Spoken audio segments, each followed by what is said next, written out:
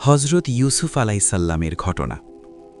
স্মরণ করো, ইউসুফ তার পিতাকে বলেছিল, হে আমার পিতা, আমি 11টি নক্ষত্র, সূর্য ও চন্দ্রকে দেখেছি তাদেরকে আমার প্রতি সিজদাবনত অবস্থায়। সে বলল, আমার পুত্র, তোমার স্বপ্ন বৃত্তান্ত তোমার ভাইদের নিকট বর্ণনা করো না, করলে তারা তোমার বিরুদ্ধে ষড়যন্ত্র করবে। শয়তান তো মানুষের প্রকাশ্যে শত্রু। এভাবেই তোমার প্রতিপালক তোমাকে মনোনীত করবেন এবং তোমাকে স্বপ্নের ব্যাখ্যা শিক্ষা দেবেন, এবং তোমার প্রতি, ইয়াকুবের পরিবার পরিজনের প্রতি তার অনুগ্রহ পূর্ণ করবেন, যেভাবে তিনি এর পূর্বে পূর্ণ করেছিলেন তোমার পিতৃপুরুষ ইব্রাহিম ও ইসহাকের প্রতি। তোমার প্রতিপালক সর্বজ্ঞ, প্রজ্ঞাময়। ইতিপূর্বে আমরা উল্লেখ করেছি যে হজরত ইয়াকুব আলাইসাল্লামের 12 জন পুত্র সন্তান ছিলেন। তাদের নামও আমরা উল্লেখ করেছি। বনি ইসরায়েলের সকলেই তার সাথে সম্পৃক্ত। এই 12 ভাইয়ের মধ্যে গুণগরিমায় ইউসুফ আলাইসাল্লামই ছিলেন সর্বশ্রেষ্ঠ।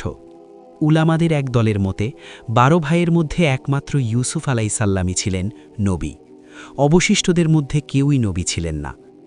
ইউসুফ আলাইসাল্লামের ঘটনায় তার ভাইদের যেসব কর্মকাণ্ড ও উক্তি উদ্ধৃত হয়েছে, তা থেকে এই মতের সমর্থন পাওয়া যায়।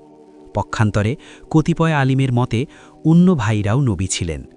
নিম্নোক্ত আয়াত থেকে তারা দলিল গ্রহণ করেন, যথা: বলো, আমরা আল্লাহতে এবং আমাদের প্রতি যা অবতীর্ণ হয়েছে এবং ইব্রাহিম, ইসমাইল, ইসহাক, ইয়াকুব ও তার বংশধরদের প্রতি যা অবতীর্ণ হয়েছিল তাতে ঈমান এনেছি।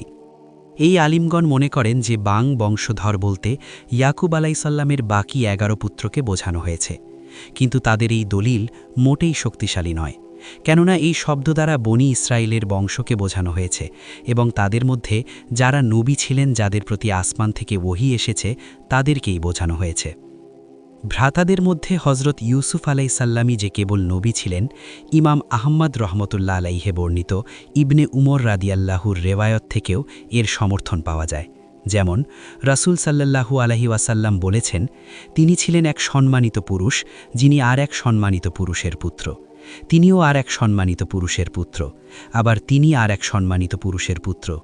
ইনি হলেন ইউসুফ আলাইসাল্লাম, যিনি ইয়াকুব নবীর পুত্র, আর তিনি ইসহাকের পুত্র এবং তিনি হজরত ইব্রাহিমের পুত্র।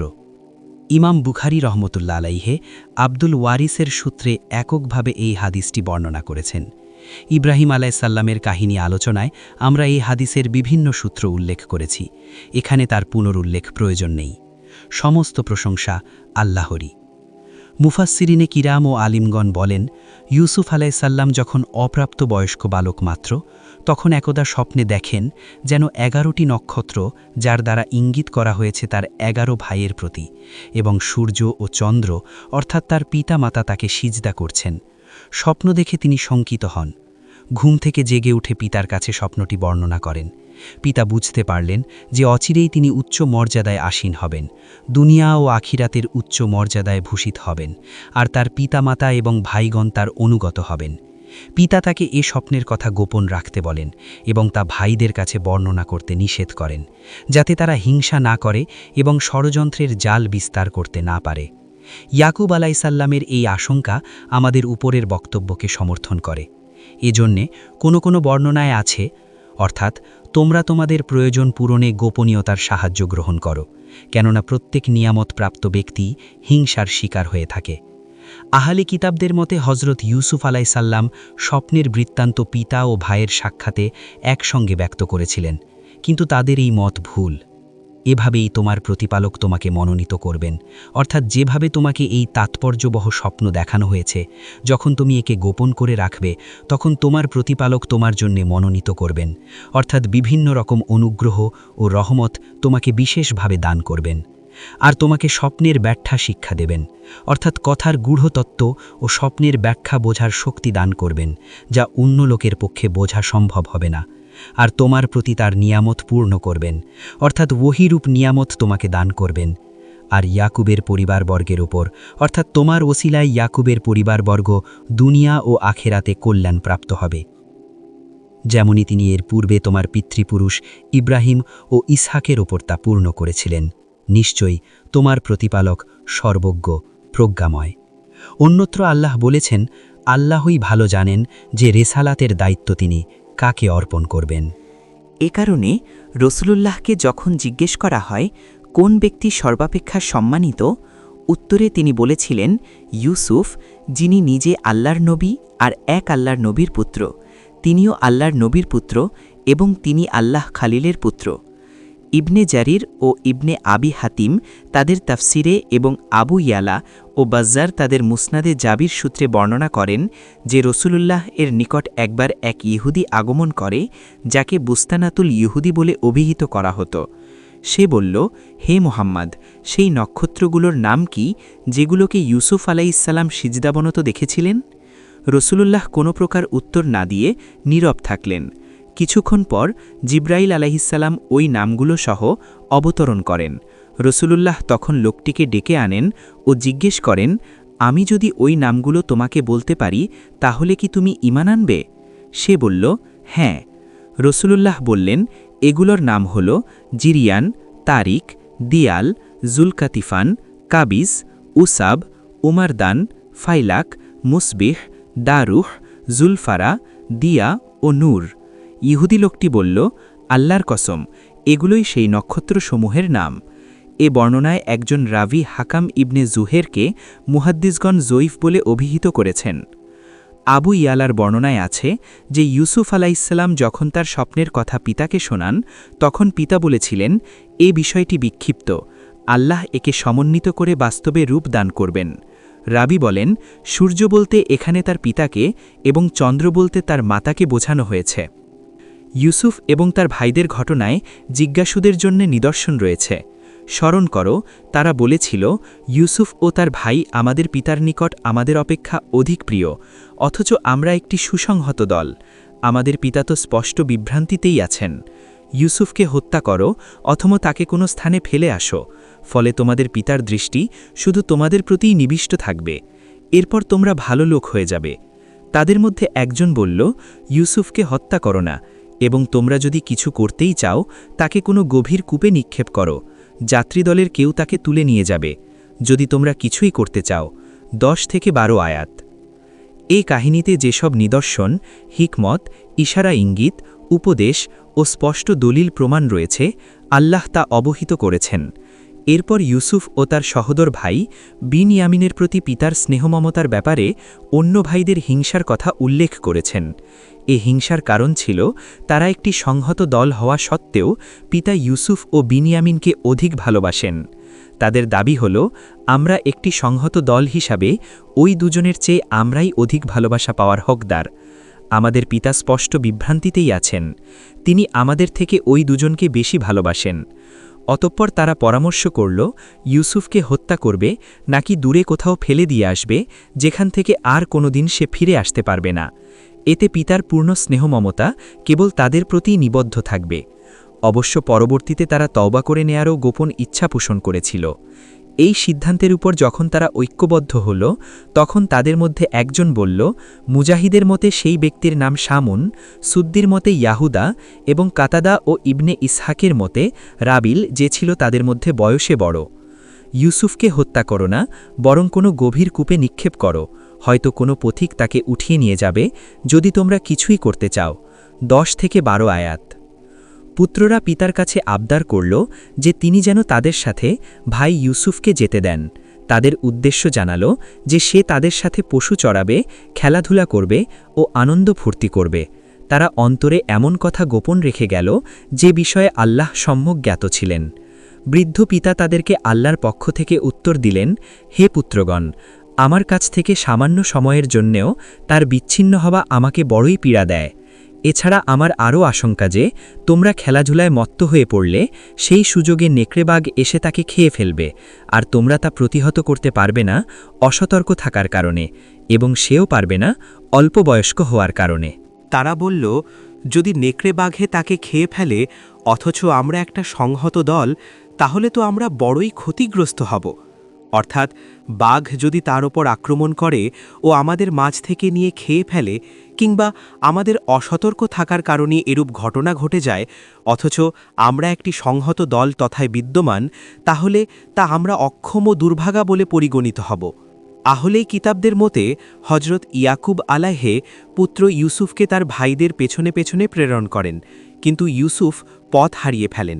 পরে অন্য এক ব্যক্তি তাকে তার ভাইদের কাছে পৌঁছিয়ে দেয়, কিন্তু এটি তাদের একটি ভ্রান্তি বিশেষ, কেননা ইয়াকুব আলাইহে ইউসুফকে এতই বেশি ভালোবাসতেন যে তিনি তাকে তাদের সাথে পাঠাতেই চাচ্ছিলেন না। সুতরাং তিনি তাকে একা পাঠাবেন কি করে? অতঃপর ওরা যখন তাকে নিয়ে গেল এবং তাকে গভীর কূপে নিক্ষেপ করতে একমত হল, এমতাবস্থায় আমি তাকে জানিয়ে দিলাম, তুমি ওদেরকে ওদের এই কর্মের কথা অবশ্যই বলে দিবে যখন ওরা তোমাকে চিনবে না। ওরা রাতে কাঁদতে কাঁদতে পিতার নিকট আসলো। তারা বলল, হে আমাদের পিতা, আমরা দৌড়ে প্রতিযোগিতা করছিলাম এবং ইউসুফকে আমাদের মালামাল অর্থাৎ কাপড় চোপড়ের কাছে রেখে গিয়েছিলাম, তখন তাকে নেকড়ে বাড়ে খেয়ে ফেলে। কিন্তু তুমি তো আমাদেরকে বিশ্বাস করবে না, যদিও আমরা সত্যবাদী। ওরা তার জামায় মিথ্যা রক্ত লেপলাবেনে এনেছিল। সে বলল, না, তোমাদের মন তোমাদের জন্য একটি কাহিনী সাজিয়ে দিয়েছে, সুতরাং পূর্ণ ধৈর্যই শ্রেয়। তোমরা যা বলছ সে বিষয়ে একমাত্র আল্লাহই আমার সাহায্যস্থল। ইউসুফর ভাইয়েরা পিকাকে পীড়াপিড়ি করতে থাকলে তিনি ইউসুফ আলাইহেকে তাদের সাথে পাঠিয়ে দেন। পিতার দৃষ্টির আড়াল হয়ে গেলে তারা ইউসুফকে মুখে গালাগালি করতে থাকে এবং হাতের দ্বারা লাঞ্ছনা গঞ্জনা দিতে থাকে। অবশেষে এক গভীর কূপে নিক্ষেপ করার ব্যাপারে একমত হয় এবং কূপের মুখে যে পাথরের ওপর দাঁড়িয়ে পানি তোলা হয় সেই পাথরের ওপর দাঁড়িয়ে তারা ইউসুফকে কূপের মধ্যে নিক্ষেপ করে দেয়। তখন আল্লাহ ওহির মাধ্যমে তাকে জানিয়ে দেয় যে তোমাকে এ দুরবস্থা থেকে অবশ্যই উদ্ধার করা হবে এবং তাদের এই দুষ্কর্মের কথা এমন এক অবস্থায় তাদেরকে তুমি জানাবার সুযোগ পাবে যখন তুমি হবে ক্ষমতাশালী আর তারা হবে তোমার মুখাপেক্ষী ও ভীত সন্ত্রস্ত, কিন্তু তারা টেরও পাবে না। মুজাহিদ ও কাতাদার মতে তারা জানবে না, অর্থাৎ আল্লাহ ইউসুফ আলাইহে ওহির মাধ্যমে এই বিষয়ে যা বলবেন তা তার ভাইয়েরা জানবে না। ইবনে আব্বাস রাদিয়াল্লাহর মতে অর্থ হল, তুমি তাদেরকে এমন এক সময়ে তাদের এ কর্মকাণ্ড সম্পর্কে জানাবে যখন তারা তোমাকে চিনবে না। ইবনে জারির রাদিয়াল্লাহু এটা বর্ণনা করেছেন। ইউসুফ আলাইহেকে কূপে নিক্ষেপ করে তারা তার জামায় কিছু রক্ত মেখে রাত্রিকালে কাঁদতে কাঁদতে পিতার কাছে ফিরে এলো। এজন্য কোনো প্রাচীন বিজ্ঞজন বলেছেন, অত্যাচারের অভিযোগকারীর কান্নাকাটিতে প্রতারিত হয়েও না, কেননা বহু অত্যাচারীও এমন আছে যারা প্রতারণাপূর্ণ কান্নাকাটি করে থাকে। এ প্রসঙ্গে তারা ইউসুফ আলাইহের ভাইয়েদের কান্নাকাটির কথা উল্লেখ করেন। ইউসুফ আলাইহের ভাইয়েরা রাত্রিকালে অন্ধকারের মধ্যে কাঁদতে কাঁদতে পিতার কাছে হাজির হয়। অন্ধকার রাত্রে আসার উদ্দেশ্য ছিল তাদের বিশ্বাসঘাতকতাকে আড়ালে রেখে প্রতারণার চেষ্টা করা, ওজর প্রকাশ করা নয়। তারা আরজ করল, হে পিতা, আমরা দৌড়ে প্রতিযোগিতা করছিলাম এবং ইউসুফকে আমাদের মালামাল অর্থাৎ কাপড় চোপড়ের কাছে রেখে গিয়েছিলাম, তখন তাকে নেকড়ে বাঘে খেয়ে ফেলে। অর্থাৎ দৌড় প্রতিযোগিতার সময় যখন আমরা তার থেকে দূরে চলে যাই তখন তাকে বাঘে খেয়ে ফেলে। কিন্তু আপনি তো আমাদেরকে বিশ্বাস করবেন না, যদিও আমরা সত্য কথা বলছি। অর্থাৎ ইউসুফকে বাঘে খেয়েছে আমাদের এ সংবাদ আপনি বিশ্বাস করবেন না। আপনার কাছে ইতিপূর্বে আমরা কোনো বিশ্বাসঘাতকতার অভিযোগে অভিযুক্ত হইনি, তবে এ ব্যাপারে আমাদেরকে কিভাবে বিশ্বাসঘাতক হিসেবে অভিযুক্ত করবেন, কেননা বাঘে খাওয়ার ব্যাপারে আপনি আশঙ্কা প্রকাশ করেছিলেন আর আমরা তাকে নিজেদের দায়িত্বে গ্রহণ করেছিলাম যে আমরা থাকতে তাকে বাঘে খেতে পারবে না, কেননা আমরা সংখ্যায় অধিক। সুতরাং আমরা সত্যবাদী হিসেবে আপনার কাছে প্রমাণিত হতে পারিনি, সে কারণে আমাদেরকে সত্যবাদী না ভাবাটাই স্বাভাবিক। কিন্তু আসল ঘটনা তো এরূপই। তারা ইউসুফের জামায় মিথ্যা রক্ত মাখিয়ে আসলো। তারা একটি বকরির বাচ্চা জবেহ করে জামায় রক্ত মাখিয়ে আনে, যাতে এ ধারণা দিতে পারে যে তাকে বাঘে খেয়ে ফেলেছে। তারা রক্ত মাখিয়েছিল বটে, কিন্তু জামা ছিঁড়তে ভুলে গিয়েছিল। বস্তুত মিথ্যার সমস্যাই হলো ভুলে যাওয়া। তাদের সন্দেহের লক্ষণাদি যখন স্পষ্ট হয়ে উঠল তখন তাদের এ কাজ পিতাকে আর প্রতারিত করতে পারল না, কেননা ইউসুফের মধ্যে শিশুকালেই যেসব মহৎ গুণাবলী ও নবিসুলভ লক্ষণাদি ফুটে উঠেছিল, যার দরুন পিতা তাকে অন্যদের তুলনায় অধিক ভালোবাসতেন, এ কারণে ইউসুফের প্রতি পিতার বিশেষ আনুগত্য ছিল। অন্য ভাইদের হিংসা ও শত্রুতার ব্যাপারে তিনি অবহিত ছিলেন। পিতার কাছ থেকে ফুসলিয়ে নিয়ে তার চোখের আড়ালে নিয়ে তারা ইউসুফকে গায়েব করে দেয় এবং আসল ঘটনা ঢাকা দেওয়ার জন্য তারা কান্নার ভান করে পিতার কাছে আসলে পিতা বললেন, বরং তোমরা নিজেরাই একটা বিষয়ে সাজিয়ে নিয়েছ। সুতরাং আমি পূর্ণ ধৈর্য ধারণ করছি। তোমরা যা কিছু বলছো সে বিষয়ে আল্লাহর কাছেই আমি সাহায্য প্রার্থনা করছি। আহলি কিতাবদের মতে রুবিল পরামর্শ দিয়েছিল যে ইউসুফকে কূপের মধ্যে রাখা হোক। তার উদ্দেশ্য ছিল যে অন্য ভাইয়েদের অজান্তে তাকে পিতার কাছে ফিরিয়ে দিবে, কিন্তু ভাইয়েরা রুবিলকে ফাঁকি দিয়ে কাফেলার নিকট তাকে বিক্রি করে দেয়। দিনের শেষে যখন রুবিল ইউসুফ আলাহিসাল্লামকে উঠিয়ে আনতে যান, তখন তাকে কূপের মধ্যে পেলেন না। তখন তিনি চিৎকার করে ওঠেন এবং নিজের জামা ছেড়ে ফেলেন। আর অন্য ভাইয়েরা একটা বকরি জবেহ করে ইউসুফ আলাহিসাল্লামের জামায় রক্ত মাখিয়ে আনে। হজরত ইয়াকুব আলাহিসাল্লাম ইউসুফের খবর শুনে নিজের কাপড় ছেড়ে ফেলেন ও কালো লুঙ্গি পরে নিলেন এবং দীর্ঘদিন যাবৎ পুত্রশোকে বিহব্বল থাকেন। এদের এই ব্যাখ্যা ত্রুটিপূর্ণ এবং এই চিত্রায়ন ভ্রান্তিপ্রসূত। অতঃপর আল্লাহ বলেন, এক যাত্রীদল আসলো, তারা তাদের পানি সংগ্রাহককে প্রেরণ করল। সে তার পানির ডোল নামিয়ে দিল। সে বলে উঠল, কি সুখবর, এ যে এক কিশোর। ওরা তাকে পণ্যরূপে লুকিয়ে রাখল। ওরা যা কিছু করছিল সে বিষয়ে আল্লাহ সবিশেষ অবহিত ছিলেন। ওরা তাকে বিক্রি করল স্বল্প মূল্যে, মাত্র কয়েক দিরহামের বিনিময়ে। মিশরের যে ব্যক্তি তাকে ক্রয় করেছিল তার স্ত্রীকে বলল, একে সম্মানজনকভাবে থাকার ব্যবস্থা করো, সম্ভবত এ আমাদের কল্যাণে আসবে, কিংবা আমরা একে পুত্ররূপে গ্রহণ করতে পারি। এবং এভাবেই আমি ইউসুফকে সে দেশে প্রতিষ্ঠিত করলাম, তাকে স্বপ্নের ব্যাখ্যা শিক্ষা দেওয়ার জন্যে। আল্লাহ তার কার্য সম্পাদনে অপ্রতিহত, কিন্তু অধিকাংশ মানুষ তা অবগত নয়। সে যখন পূর্ণ যৌবনে উপনীত হল, তখন আমি তাকে হিকমত ও জ্ঞান দান করলাম, এবং এভাবেই আমি সৎকর্মপরায়ণদেরকে পুরস্কৃত করি। এখানে আল্লাহ তাআলা ইউসুফ আলাইহিসসালামকে যখন কূপে ফেলা হয় তখনকার ঘটনা বর্ণনা করছেন, যে তিনি আল্লাহর তরফ থেকে বিপদমুক্তি ও তার করুণার প্রতীক্ষা করছিলেন। তখন একটি যাত্রীদল এসে উপস্থিত হল। আহলি কিতাবগণ বলেন, গমনকারী ওই কাফেলার সাথে মালামাল ছিল পেস্তা, খেজুর ও তারপিন। তারা সিরিয়া থেকে মিশরে যাচ্ছিল। ওই স্থানে এসে তারা একজনকে উক্ত কুয়া থেকে পানি আনার জন্যে পাঠায়। সে কুয়ার মধ্যে বালতি ফেলে ইউসুফ তা আঁকড়ে ধরেন। লোকটি তাকে দেখেই বলে উঠল, কি আনন্দের ব্যাপার, এ তো একটি কিশোর। এবং তারা তাকে পণ্যরূপে লুকিয়ে রাখল, অর্থাৎ তাদের অন্যান্য ব্যবসায়িক পণ্যের সাথে একেও একটি পণ্য বলে দেখালো। তারা যা কিছু করছিল আল্লাহ তা ভালোরূপেই জানতেন, অর্থাৎ ইউসুফের সাথে তার ভাইয়েদের আচরণ এবং কাফেলা কর্তৃক পণ্যের মাল হিসাবে লুকিয়ে রাখা সবই আল্লাহ দেখছিলেন।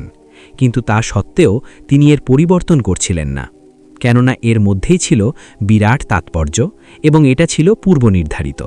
আর মিশরীয়দের জন্যে এই কিশোর ছিলেন রহমত স্বরূপ। যে কিশোর আজ সেখানে প্রবেশ করছেন বন্দী কৃতদাস রূপে, পরবর্তীতে ওই কিশোরই হবে সে দেশের সর্বময় কর্তৃত্বের অধিকারী। এই কিশোরের সাহায্যেই তারা দুনিয়া ও আখেরাতে সীমা সংখ্যহীন কল্যাণ লাভ করবে। ইউসুফ আলাহিসাল্লামের ভাইয়েরা যখন জানল যে একটি কাফেলা ইউসুফ আলাহিসাল্লামকে কুয়া থেকে তুলে নিয়েছে, তখন তারা কাফেলার সাথে সাক্ষাৎ করল এবং বলল, এই ছেলেটি আমাদের গোলাম, পালিয়ে এসেছে। তখন তারা ইউসুফ আলাহিসাল্লামকে ভাইয়েদের কাছ থেকে কিনে নিল স্বল্প মূল্যে। স্বল্প মূল্যে মানে কম মূল্য। কেউ কেউ এর অর্থ মেকি মুদ্রা বলেছেন, মাত্র কয়েক দিরহামের বিনিময়, এবং এ ব্যাপারে তারা ছিল নির্লোভ। ইবনে মাসুদ, ইবনে আব্বাস, নাওফাল বাকালি, সুদ্দি, কাতাদা ও আতিয়াতুল আউফি রহিমাহুল্লাহ বলেন, তারা ২০ দিরহামে বিক্রি করে। ইউসুফ আলাহিসাল্লামের প্রত্যেক ভাইয়ের ভাগে ২ দিরহাম করে পায়। মুজাহিদের মতে তারা ২২ দিরহামে এবং ইকরামা ও মোহাম্মদ ইবনে ইসহাকের মতে ৪০ দিরহামে বিক্রি করে। আল্লাহই সম্যকজাত। ইবনে ইসহাক রহিমাহুল্লাহ ইবনে মাসুদ রাদিয়াল্লাহ থেকে বর্ণনা করেন, মানবজাতির মধ্যে ৩ জন লোক সবচাইতে দূরদৃষ্টি। ১. মিশরের আজিজ, যখন তিনি তার স্ত্রীকে বলেছিলেন, একে সযত্নে রাখো। ২. সেই বালিকা যে তার পিতাকে মুসা আলাহিসাল্লাম সম্পর্কে বলেছিল, হে পিতা, তাকে কাজে নিয়োজিত করুন, কারণ আপনার মজুর হিসাবে সে ব্যক্তি উত্তম হবে যে হবে শক্তিশালী ও বিশ্বস্ত। ৩. হজরত আবু বকর রাদিয়াল্লাহু, যিনি হজরত উমর রাদিয়াল্লাহুকে খলিফা নিযুক্ত করেন। কথিত আছে আজিজ ইউসুফ আলাহিসাল্লামকে ২০ দিনারে বিক্রি করেছিলেন, কিন্তু কেউ কেউ বলেছেন তার সম ওজনের মিশকো, সম ওজনের রেশম এবং সম ওজনের রৌপ্যের বিনিময় ক্রয় করেছিলেন। আল্লাহই সম্যজ্ঞাত। আল্লাহর বাণী, এভাবে আমি ইউসুফকে সে দেশে প্রতিষ্ঠিত করলাম, যেমন এই আজিজ ও তার স্ত্রীকে ইউসুফ আলাইহিসসালামের সেবা যত্নে ও সাহায্য সহযোগিতার মাধ্যমে মিশরের বুকে তাকে প্রতিষ্ঠিত করেছিলাম এবং তাকে স্বপ্নের ব্যাখ্যা শিক্ষা দিলাম, অর্থাৎ স্বপ্নের তত্ত্বজ্ঞান ও তার ব্যাখ্যা। আল্লাহ তার কার্য সম্পাদনে অপ্রতিহত, অর্থাৎ আল্লাহ যখন কোনো সিদ্ধান্ত নেন তখন তা বাস্তবায়িত হয়েই থাকে, কেননা তিনি তা বাস্তবায়নের জন্য এমন উপায় নির্ধারণ করেন যা মানুষের কল্পনার বাইরে। এ কারণেই আল্লাহ বলেছেন, কিন্তু অধিকাংশ মানুষ তা অবগত নয়। সে যখন পূর্ণ যৌবনে উপনীত হল তখন আমি তাকে হিকমত ও জ্ঞান দান করলাম এবং এভাবেই আমি সৎকর্মপরায়ণদেরকে পুরস্কৃত করে থাকি। এ কথা থেকে প্রমাণিত হয় যে ইতিপূর্বের সমস্ত ঘটনা হজরত ইউসুফ আলাইহিসসালামের পূর্ণ যৌবন প্রাপ্তির পূর্বে ঘটেছিল, অর্থাৎ 40 বছর বয়সের পূর্বে, কেননা 40 বছর বয়সে নবীদের প্রতি ওহী প্রেরিত হয়। কত বছর বয়সে পূর্ণ যৌবন প্রাপ্তি ঘটে সে ব্যাপারে আলেমদের মধ্যে মতভেদ আছে। ইমাম মালিক, রাবিয়া, জাইদ ইবনে আসলাম ও সাবি বলেন, পূর্ণ যৌবন প্রাপ্তি বলতে বালেগ হওয়া বোঝায়। সাইদ ইবনে জুবেরার মতে তা 18 বছর, দাহাকের মতে 20 বছর, ইক্রিমার মতে 25 বছর, সুদ্দির মতে 30 বছর, ইবনে আব্বাস, মুজাহিদ ও কাতাদা রাদিয়াল্লাহু আনহুয়ের মতে 33 বছর এবং হাসান বাসরির মতে 40 বছর। কোরআনে হাসান বাসরির মতকে সমর্থন করে এমন আয়াত রয়েছে, যথা, সে যখন যৌবন প্রাপ্ত হল এবং 40 বছর বয়সে উপনীত হল। আল্লাহ বলেন, সে যে স্ত্রীলোকের ঘরে ছিল সে তা থেকে অসৎ কর্ম কামনা করল এবং দরজাগুলো বন্ধ করে দিয়ে বলল, এসো। সে বলল, আমি আল্লাহর শরণাপন্ন হই, তিনি আমার প্রভু, তিনি আমাকে সম্মানজনকভাবে থাকতে দিয়েছিল, সীমালঙ্ঘিকারী সফল কাম হয় না। সে রমণী তো তার প্রতি আসক্ত হয়েছিল এবং সেও তার প্রতি আসক্ত হয়ে পড়ত যদি না সে তার প্রতিপালকের নিদর্শন প্রত্যক্ষ করত। তাকে মন্দকর্ম ও অশ্লীলতা থেকে বিরত রাখার জন্যে এভাবেই নিদর্শন দেখিয়েছিলাম। সে তো ছিল আমার বিশুদ্ধচিত্ত বান্দাদের অন্তর্ভুক্ত। ওরা উভয়েই দৌড়ে দরজার দিকে গেল এবং স্ত্রীলোকটি পেছন থেকে তার জামা ছিঁড়ে ফেলল। তারা স্ত্রীলোকটির স্বামীকে দরজার কাছে পেল। স্ত্রীলোকটি বলল, যে তোমার পরিবারের সাথে কুকর্ম কামনা করে তাকে কারাগারে প্রেরণ অথবা অন্য কোনো মর্মান্তুদ শাস্তি ব্যতীত আর কি দণ্ড হতে পারে? ইউসুফ আলাইহিসসালাম বলল, সেই আমা থেকে অসৎকর্ম কামনা করেছিল। স্ত্রীলোকটির পরিবারের একজন সাক্ষী সাক্ষ্য দিল, যদি ওর জামার সম্মুখ দিক ছিন্ন করা হয়ে থাকে তবে স্ত্রীলোকটি সত্য কথা বলেছে এবং পুরুষটি মিথ্যাবাদী, কিন্তু ওর জামা যদি পেছন দিক হইতে ছিন্ন করা হয়ে থাকে তবে স্ত্রীলোকটি মিথ্যা বলেছে এবং পুরুষটি সত্যবাদী। গৃহস্বামী যখন দেখল যে তার জামা পেছন দিক হইতে ছিন্ন করা হয়েছে তখন সে বলল, এটি তোমাদের নারীদের ছলনা, ভীষণ তোমাদের ছলনা।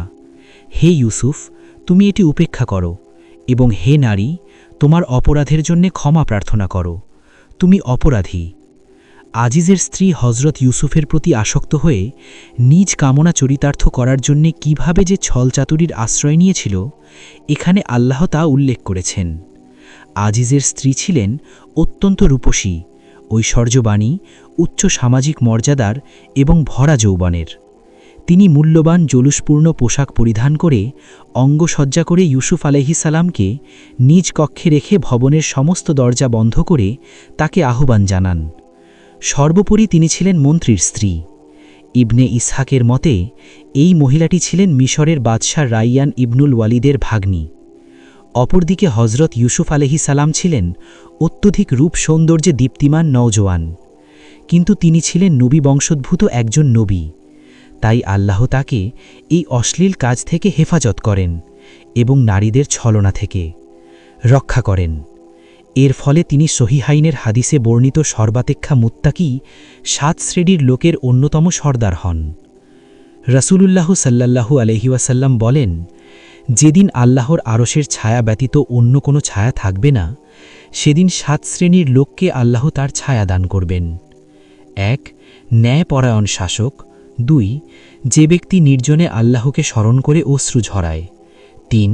যে ব্যক্তি সালাত শেষে মসজিদ থেকে বের হয়ে আসার পর পুনরায় মসজিদে না যাওয়া পর্যন্ত তার অন্তর মসজিদের সাথে বাধা থাকে, 4 সেই দুই ব্যক্তি যারা আল্লাহর সন্তুষ্টির উদ্দেশ্যে পরস্পরে মহব্বত করে, আল্লাহর উদ্দেশ্যেই তারা একত্র হয় এবং আল্লাহর উদ্দেশ্যেই তারা বিচ্ছিন্ন হয়। 5 যে ব্যক্তি এমন গোপনীয়তার সাথে সাদকা করে যে তার ডান হাত কী দিল, বাম হাত তার খবর রাখে না। 6 ওই যুবক যে তার উর্তি বয়স আল্লাহর ইবাদতের মধ্যে কাটায়। 7 ওই পুরুষ যাকে কোনো সুন্দরী ও সম্ভ্রান্ত মহিলা আকৃষ্ট করে নিজ কামনা চরিতার্থ করার জন্য আহ্বান জানালে সে বলে, আমি আল্লাহকে ভয় করি। কুকর্মের প্রতি আহ্বান করে, কিন্তু সে বলে, আমি আল্লাহকে ভয় করি। বুখারী ও মুসলিম। মোট কথা, আজিজের স্ত্রী ইউসুফ আলাইহিস সালামের প্রতি আসক্ত হয়ে ও অত্যধিক লোভাতুর হয়ে আপন কামনা চরিতার্থ করার জন্যে আহ্বান জানায়। ইউসুফ আলাইহিস সালাম বললেন, আল্লাহর পানাহ চাই, তিনি তো আমার মনিব, অর্থাৎ মহিলার স্বামী, এ বাড়ির মালিক আমার মনিব, অর্থাৎ তিনি আমার প্রতি সদয় ব্যবহার করেছেন ও আমাকে মর্যাদার সাথে তার কাছে থাকার বন্দোবস্ত করেছেন। জালিমরা কখনো সফল কাম হয় না। মহিলাটি ইউসুফ আলাইহিস সালামের প্রতি আসক্ত হয়েছিল এবং সেও তার প্রতি আসক্ত হয়ে পড়ত যদি না সে আপন প্রতিপালকের নিদর্শন প্রত্যক্ষ করত। তাফসিরে আমরা এই আয়াত সম্পর্কে বিস্তারিত আলোকপাত করেছি। মুফাসসিরগণ এই স্থলে যত কথা বলেছেন তার অধিকাংশই আহলি কিতাবদের গ্রন্থাদিকে গৃহীত, সুতরাং সেগুলো উপেক্ষা করাই শ্রেয়। এখানে যে কথাটি বিশ্বাস করা প্রয়োজন তা হল, আল্লাহ হযরত ইউসুফ আলাইহিস সালামকে এ অন্যায় ও অশ্লীল কাজ থেকে হেফাজত করেন ও পবিত্র রাখেন ও ওই মহিলার কবল থেকে তাকে রক্ষা করুন। তাই তিনি বলেছেন, তাকে মন্দকর্ম ও অশ্লীলতা থেকে বিরত রাখার জন্যে এভাবে নিদর্শন দেখিয়েছিলাম, সে তো ছিল আমার বিশুদ্ধ চিত্ত বান্দাদের অন্তর্ভুক্ত। তারা উভনে দৌড়ে দরজার দিকে গেল, অর্থাৎ হযরত ইউসুফ আলাইহিস সালাম মহিলার কবল থেকে বাঁচার জন্যে ঘর থেকে বেরিয়ে যাওয়ার জন্যে দরজার দিকে ছুটে গেলেন এবং মহিলা তার পেছনে পেছনে গেল।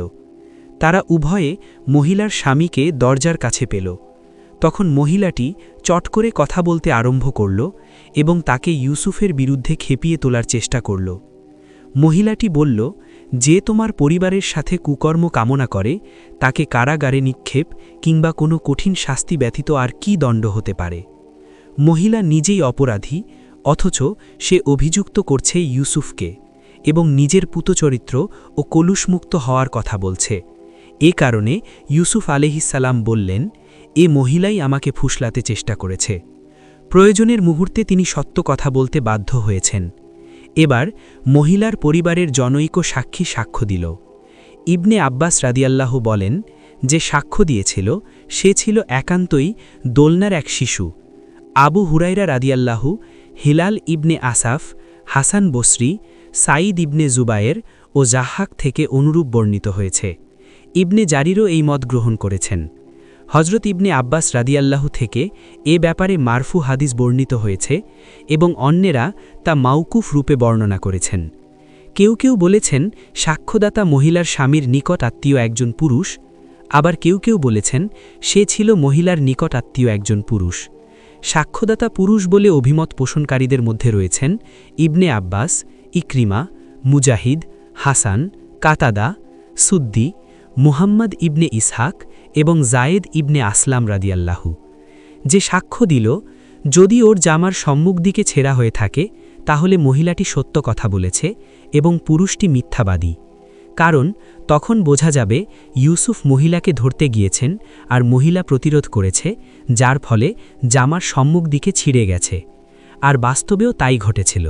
তাই আল্লাহ তাআলা বলেছেন, গৃহস্থানী যখন দেখল যে তার জামা পেছন দিক থেকে ছেঁড়া রয়েছে, তখন সে বলল, এই হলো তোমাদের নারীদের ছলনা, বস্তুত ভীষণ তোমাদের ছলনা।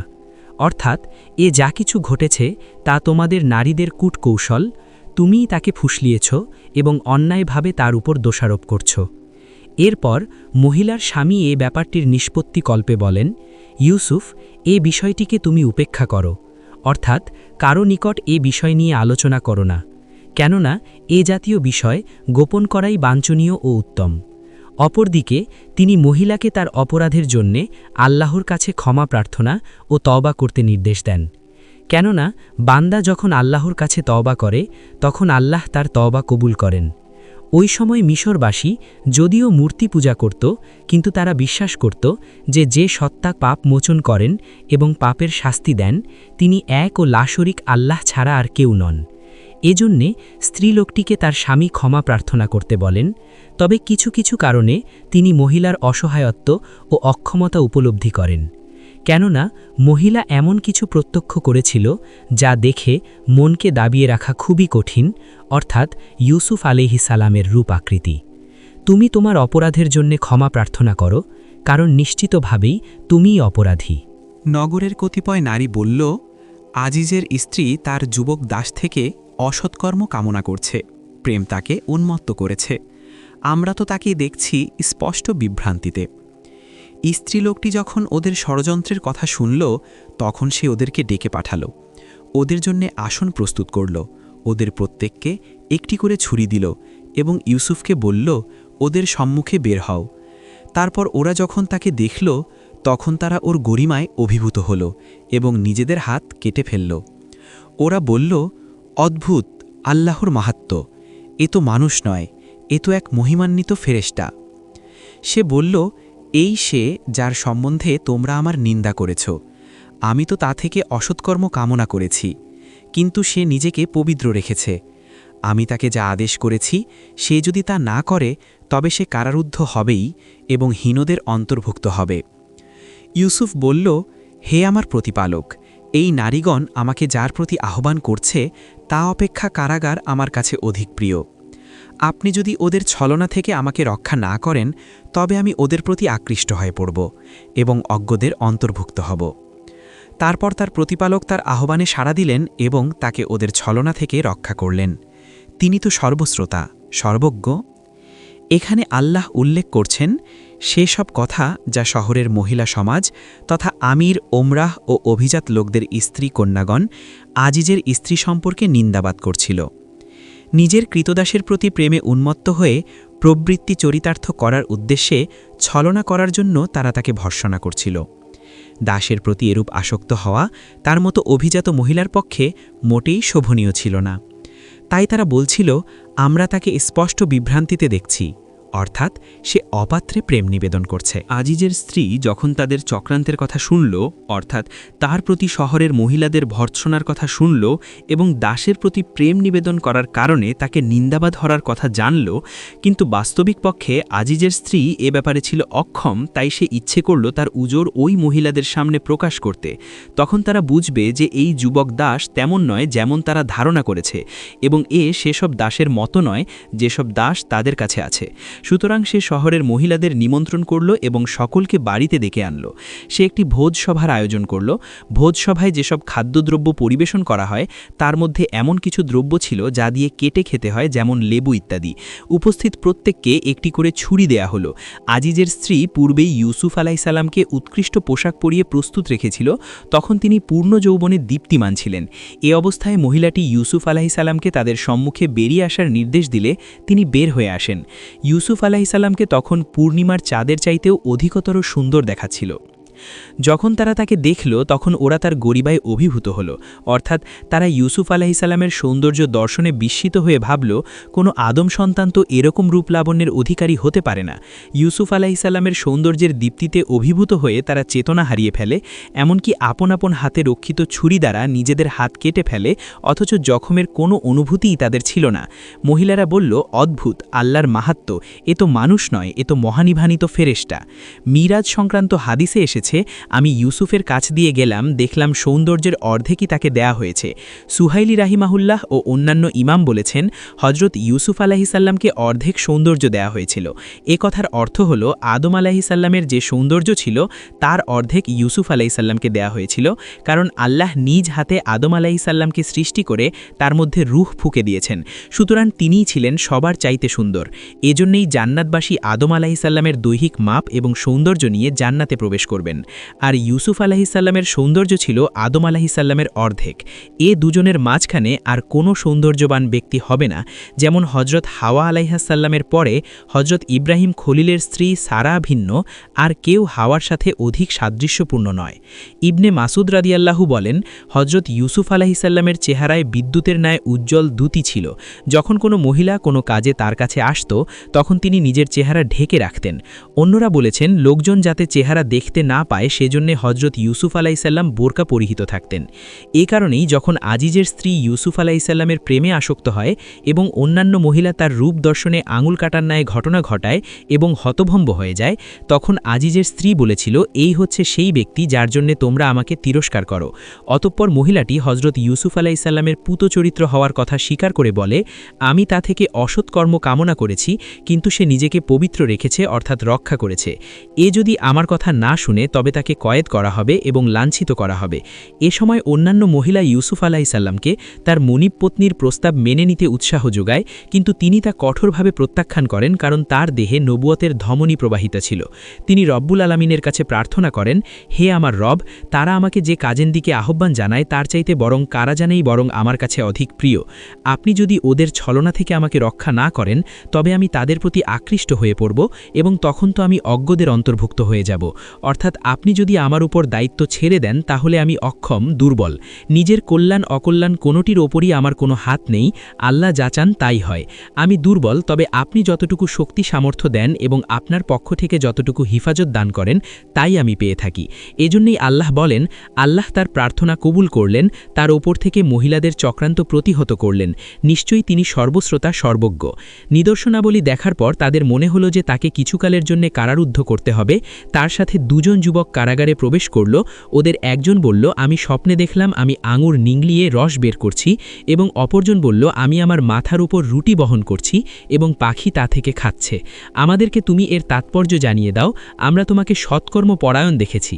ইউসুফ বলল, তোমাদেরকে যে খাদ্য দেয়া হয় তা আসার পূর্বেই আমি তোমাদেরকে স্বপ্নের তাৎপর্য জানিয়ে দেব। আমি যা তোমাদেরকে বলবো তা আমার প্রতিপালক আমাকে যা শিক্ষা দিয়েছেন তা হতে বলবো। যে সম্প্রদায় আল্লাহে বিশ্বাস করে না ও পরলোকে অবিশ্বাসী, আমি তাদের মতবাদ বর্জন করেছি। আমি আমার পিতৃপুরুষ ইব্রাহিম, ইসহাক ও ইয়াকুবের মতবাদ অনুসরণ করি। আল্লাহর সাথে কোনো বস্তুকে শরিক করা আমাদের কাজ নয়।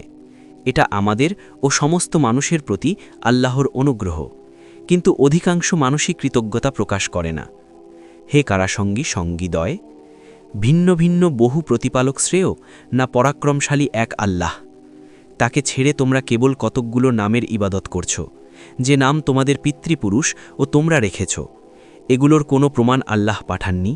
বিধান দেবার অধিকার কেবল আল্লাহ। তিনি আদেশ দিয়েছেন অন্য কারো ইবাদত না করতে, কেবল তার ব্যতীত। এটাই সরল দিন, কিন্তু অধিকাংশ মানুষ তা অবগত নয়। হে কারাসঙ্গীদ্বয়, তোমাদের একজন সম্বন্ধে কথা এই যে সে তার মনিবকে মদ্যপান করাবে, এবং অপরজন সম্বন্ধে কথা এই যে সে শূলবিদ্ধ হবে, তারপর তার মাথা থেকে পাখি আহার করবে। যে বিষয়ে তোমরা জানতে চেয়েছিলে তার সিদ্ধান্ত হয়ে গিয়েছে। সূরা 12, 35-41। আজিজ ও তার স্ত্রী সম্পর্কে আল্লাহ বলেছেন, ইউসুফের পবিত্রতা প্রকাশ পাওয়ার পর কিছুদিনের জন্যে তাকে জেলে রাখা তাদের কাছে সঙ্গত বলে মনে হলো, কারণ এতে ওই ব্যাপারে লোকজনের চর্চা কমে যাবে এবং এটাও বোঝা যাবে যে ইউসুফ আলাইহিসসালামই অপরাধী, যার কারণে তাকে কারাগারে নিক্ষেপ করা হয়েছে। এভাবে অন্যায়ভাবে তাকে জেলখানায় পাঠানো হলো। অবশ্য ইউসুফ আলাইহিসসালামের জন্যে আল্লাহ এটাই নির্ধারণ করে রেখেছিলেন। এর দ্বারা আল্লাহ তাকে রক্ষা করলেন, কেননা জেলে থাকায় তিনি তাদের সংসর্গ ও সংস্পর্শ থেকে দূরে থাকার সুযোগ পান। ইমাম শাফিঈর বর্ণনা মতে সুফি সম্প্রদায়ের কেউ কেউ এ ঘটনা থেকে দলিল গ্রহণ করে বলেছেন, না পাওয়াটাই এক প্রকার হিফাজত। আল্লাহর বাণী, তার সাথে আরও 2 যুবক জেলখানায় প্রবেশ করল। এদের মধ্যে একজন ছিল বাদশার দরবারের সাকি, তার নাম বনে কথিত আছে।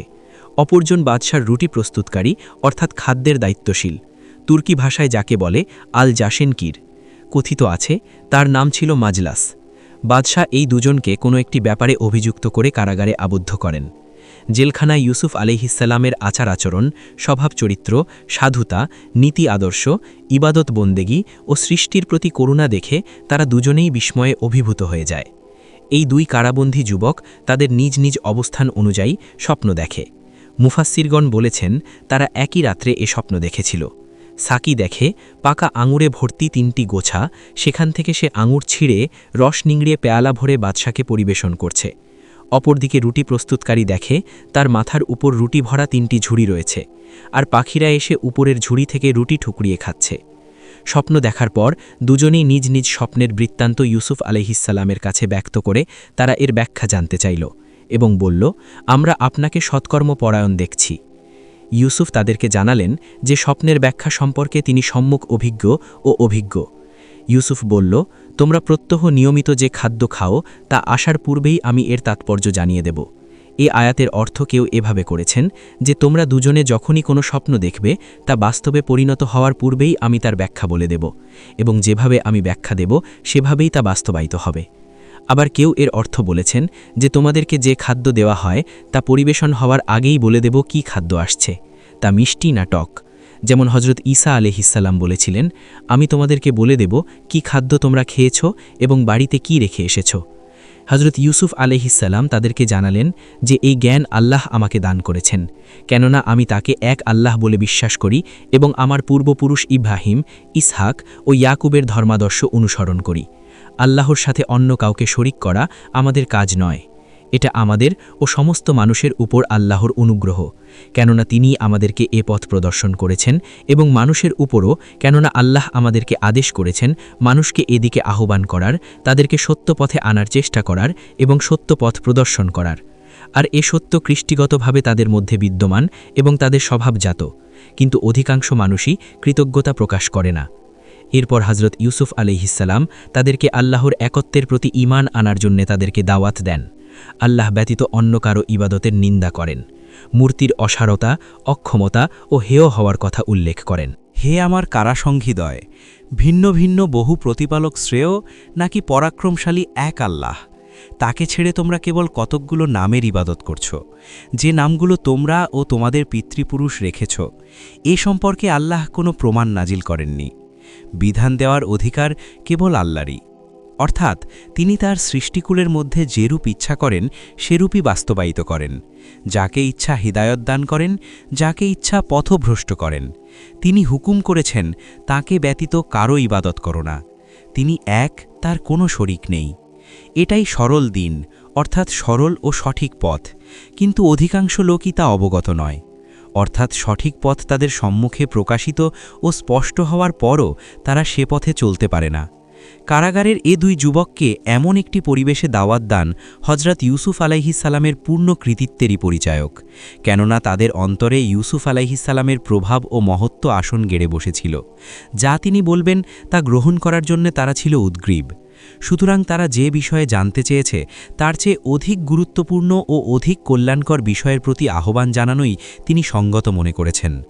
তার প্রতি আরোপিত সে গুরু দায়িত্ব পালনের পর তিনি স্বপ্নের ব্যাখ্যা দান করে বলেন, হে আমার জেলখানার সাথীরা, তোমাদের স্বপ্নের ব্যাখ্যা হল তোমাদের দুজনের মধ্যে একজন আপন মুনিবকে মদ্যপান করাবে, সে লোকটি ছিল সাকি, আর দ্বিতীয়জনকে শুলে চড়ানো হবে এবং পাখিরা তার মাথা থেকে আহার করবে। সে ব্যক্তিটি ছিল রুটি প্রস্তুতকারী। যে বিষয়ে তোমরা জানতে চেয়েছিলে তার সিদ্ধান্ত হয়ে গিয়েছে, অর্থাৎ যা বলে দেওয়া হলো তা অবশ্যম্ভাবী রূপে কার্যকর হবে এবং যেভাবে বলা হলো সেভাবেই হবে। এজন্যে হাদিসে এসেছে, স্বপ্নের ব্যাখ্যা যতক্ষণ না করা হবে ততক্ষণ তা ঝুলন্ত থাকে, যখন ব্যাখ্যা করা হয় তখন তা বাস্তবায়িত হয়। ইবনে মাসুদ, মুজাহিদ ও আব্দুর রহমান ইবনে জাইদ ইবনে আসলাম রাদিয়াল্লাহ থেকে বর্ণিত, কয়েদি দুজন স্বপ্নের কথা বলার পরেও ইউসুফ আলাইহিসসালামের ব্যাখ্যাদানের পরে বলেছিল, আসলে আমরা কোনো স্বপ্নই দেখি নাই। তখন হজরত ইউসুফ আলাইহিসসালাম বলেছিলেন, যে বিষয়ে তোমরা জিজ্ঞাসা করেছ তার সিদ্ধান্ত চূড়ান্ত হয়ে গিয়েছে। যে ব্যক্তির সম্পর্কে ইউসুফের ধারণা ছিল যে সে মুক্তিলাভ করবে, তাকে সে বলে দিল, তোমার প্রভুর কাছে আমার কথা বলিও। কিন্তু শয়তান তাকে প্রভুর কাছে তার বিষয়ে বলার কথা ভুলিয়ে দিল।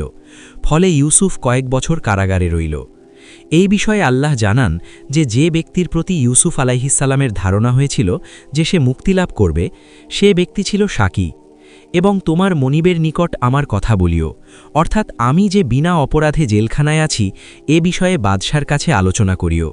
এ থেকে প্রমাণ পাওয়া যায় যে উপায় অবলম্বনের চেষ্টা করা বৈধ এবং তা আল্লাহ ওপর তাওয়াক্কুলের পরিপন্থী নয়। আল্লাহর বাণী, শয়তান তাকে তার প্রভুর নিকট তার কথা বলার বিষয়ে ভুলিয়ে দিল। অর্থাৎ যে মুক্তি লাভ করল তাকে ইউসুফ যে অনুরোধ করেছিলেন তা বাদশার কাছে আলোচনা করতে শয়তান তাকে ভুলিয়ে দিল। মুজাহিদ, মোহাম্মদ ইবনে ইসহাক প্রমুখ আলিম একথাই বলেছেন। এটাই সঠিক এবং এটাই আহলি কিতাবগণের বক্তব্য। ফলে ইউসুফ কয়েক বছর কারাগারে রইল। বিদআ শব্দটি ৩ থেকে ৯ সংখ্যার জন্য ব্যবহৃত হয়। কারো মতে ৭ পর্যন্ত, কারো মতে ৫ পর্যন্ত, কারো মতে ১০-এর নিচে যে কোনো সংখ্যার জন্য এর ব্যবহার হয়। ছালাবি এসব মতামত বর্ণনা করেছেন। বলা হয়ে থাকে বিদআ এবং বিদআ। ব্যাকরণবিদ ফাররার মতে ১০-এর নিচের সংখ্যার জন্য এর ব্যবহার বৈধ নয়, বরং তার জন্যে এ শব্দ ব্যবহার করা হয়। আল্লাহর বলেন, আল্লাহর বাণী, সে কারাগারে কয়েক বছর রইল। উক্ত দুখানা আয়াত দ্বারা ফাররার মতামত রদ হয়ে যায়। ফাররার মতে এর ব্যবহার হবে এভাবে, যথা, থেকে, পর্যন্ত, কিন্তু বিদআ এবং বিদআ বলা যাবে না। জওহারি বলেন ১০-এর ঊর্ধ্বের ক্ষেত্রে বিদআর ব্যবহার হবে না, সুতরাং বলা যাবে বিদআউন, কিন্তু বিদআশুন বলা যাবে না। জওহারির এ মতো সঠিক নয়, কেননা হাদিসে এসেছে ইমানের ৬০-এর উপরে, ভিন্ন রেওয়ায়াতে ৭০-এর উপরে শাখা আছে। তার মধ্যে সর্ব উপরের শাখা লা ইলাহা ইল্লাল্লাহ বলা এবং সর্বনিম্নের শাখা পথের উপর থেকে কষ্টদায়ক জিনিস সরিয়ে দেওয়া। কেউ কেউ বলেছেন বিদআ এবং বিদআ এর হু সর্বনাম ইউসুফ নির্দেশ করেছে, কিন্তু তাদের এ মত অত্যন্ত দুর্বল। যদিও এ মত ইবনে আব্বাস রাদিয়াল্লাহু ও ইক্রিমার বলে বর্ণনা করা হোক না কেন, ইবনে জারির এ প্রসঙ্গে যে হাদিসের উল্লেখ করেছেন তা সম্পূর্ণরূপে দুর্বল ও অগ্রহণযোগ্য। ইব্রাহিম ইবনে ইয়াজিদ আল খাউজি আল মাক্কি রাহিমাহুল্লাহ এ হাদিসের সনদে একক বর্ণনাকারী, অথচ তার বর্ণনা অগ্রহণযোগ্য। অপরদিকে হাসান ও কাতাদা রাহিমাহুল্লাহের মুরসাল বর্ণনা গ্রহণযোগ্য, আর এ স্থলে তো তা আরও বেশি অগ্রহণযোগ্য। আল্লাহই সর্বজ্ঞ। সহি ইবনে হিব্বানে হজরত ইউসুফ আলাইহিসসালামের কারাগারে অধিককাল পর্যন্ত আবদ্ধ থাকার কারণ সম্পর্কে এক হাদিস বর্ণিত হয়েছে। হাদিসটি আবু হুরায়রা রাদিয়াল্লাহু থেকে বর্ণিত। রাসূলুল্লাহ সাল্লাল্লাহু আলাইহি ওয়াসাল্লাম বলেছেন, আল্লাহ ইউসুফের প্রতি রহম করুন। তিনি যদি তোমার প্রভুর কাছে আমার কথা বলতেন, কথাটি না বলতেন, তবে তাকে অতদিন কারাগারে থাকতে হতো না। আল্লাহ তাআলা হজরত লূত আলাইহিসসালামের প্রতিও রহম করুন, কারণ তিনি তার কওমকে বলেছিলেন, তোমাদের মোকাবিলায় আমার যদি আজ শক্তি থাকত কিংবা কোনো শক্ত অবলম্বনের আশ্রয় পেতাম। এরপর আল্লাহ যত নবী প্রেরণ করেছেন তাদেরকে বিপুল সংখ্যক লোক বিশিষ্ট গোত্রেই প্রেরণ করেছেন। কিন্তু এই হাদিস এই সানাদে মুনকার। তাছাড়া মুহাম্মদ ইবনে আমর ইবনে আলকামা সমালোচিত রাবি, তার বেশ কিছু একক বর্ণনায় বিভিন্ন রকম দুর্বলতা রয়েছে। বিশেষত এই শব্দগুলো একান্তই মুনকার। ইমাম বুখারী ও মুসলিমের হাদিসও উক্ত হাদিসকে ভুল প্রতিপন্ন করে। রাজা বলল, আমি স্বপ্নে দেখলাম ৭টি স্থূলকায় গাভী ওদেরকে ৭টি শীর্ণকায় গাভী ভক্ষণ করছে, এবং দেখলাম ৭টি সবুজ শীষ ও অপর ৭টি শুষ্ক শীষ। হে প্রধানগণ, যদি তোমরা স্বপ্নের ব্যাখ্যা করতে পারো তবে আমার স্বপ্ন সম্বন্ধে অভিমত দাও। ওরা বলল, এটা অর্থহীন স্বপ্ন এবং আমরা এইরূপ স্বপ্ন ব্যাখ্যায় অভিজ্ঞ নই। দুজন কারাবন্দীর মধ্যে যে মুক্তি পেয়েছিল এবং দীর্ঘকাল পরে যার স্মরণ হল, সে বলল, আমি এর তাৎপর্য তোমাদেরকে জানিয়ে দেব, সুতরাং তোমরা আমাকে পাঠাও।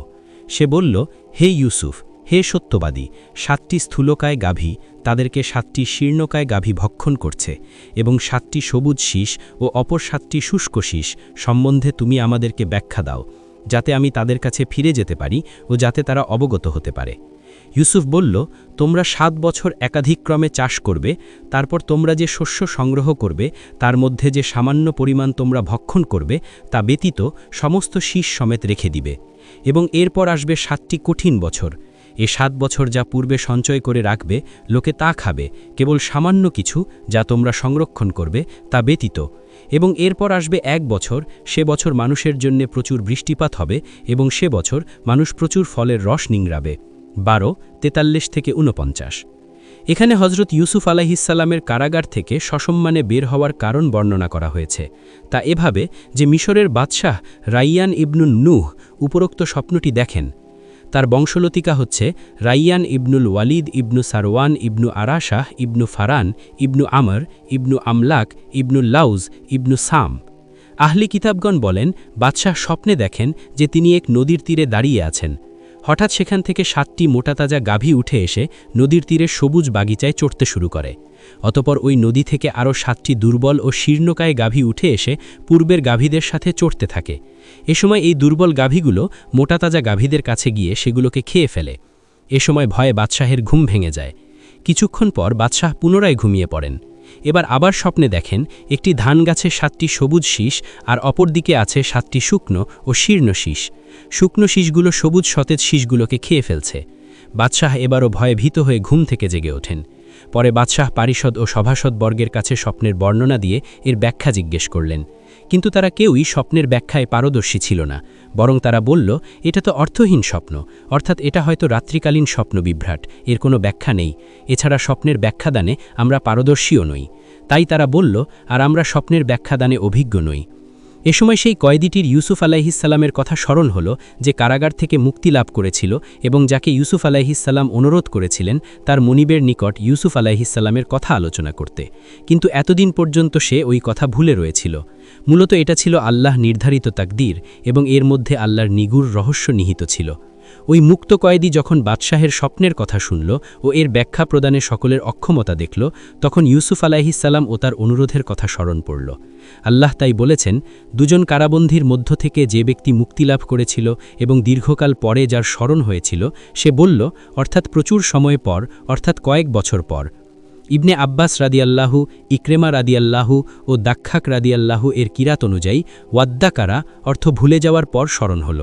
মুজাহিদের কিরাত মিমের উপর সার্কিং, এর অর্থ ভুলে যাওয়া, অর্থাৎ লোকটি ভুলে গেছে। কবি বলেছেন, অর্থাৎ আমি ইদানিং অনেক কথা ভুলে যাই, অথচ ভুলে যাওয়ার দোষ আমার মধ্যে ছিল না। এভাবেই যুগের বিবর্তন জ্ঞানকে কলঙ্কিত করে দেয়।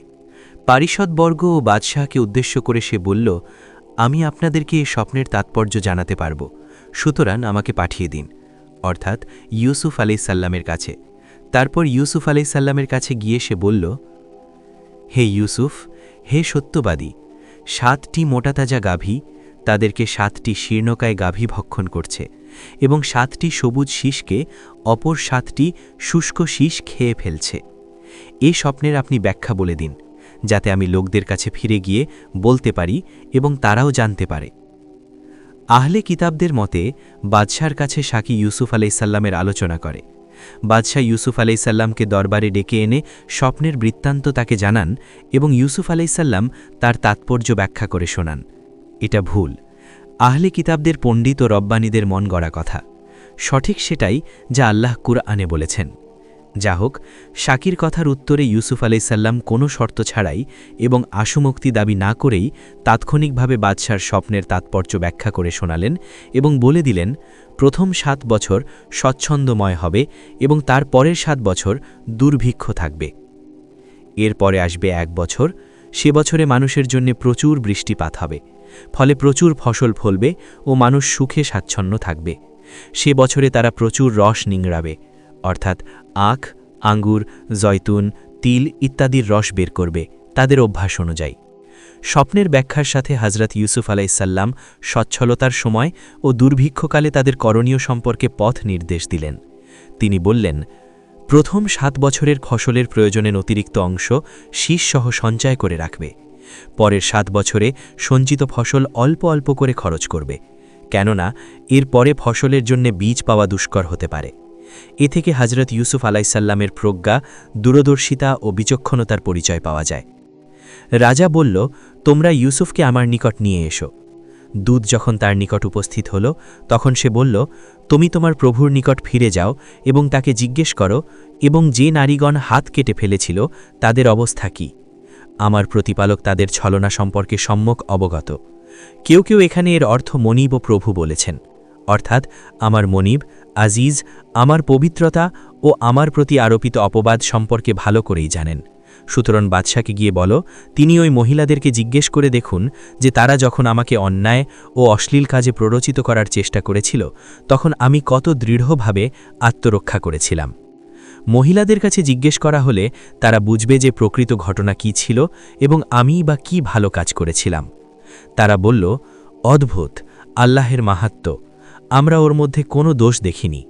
ওই সময় আজিজের স্ত্রী বলল, তিনি ছিলেন জুলাইখা।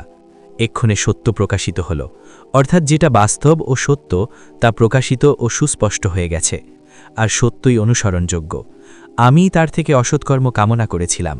বস্তুত সে সত্যবাদী, সে আমার কাছে অসৎকর্ম কামনা করেনি, এবং তাকে মিথ্যা, জুলুম, অন্যায় ও অপবাদ দিয়ে কারাবন্দী করা হয়েছে।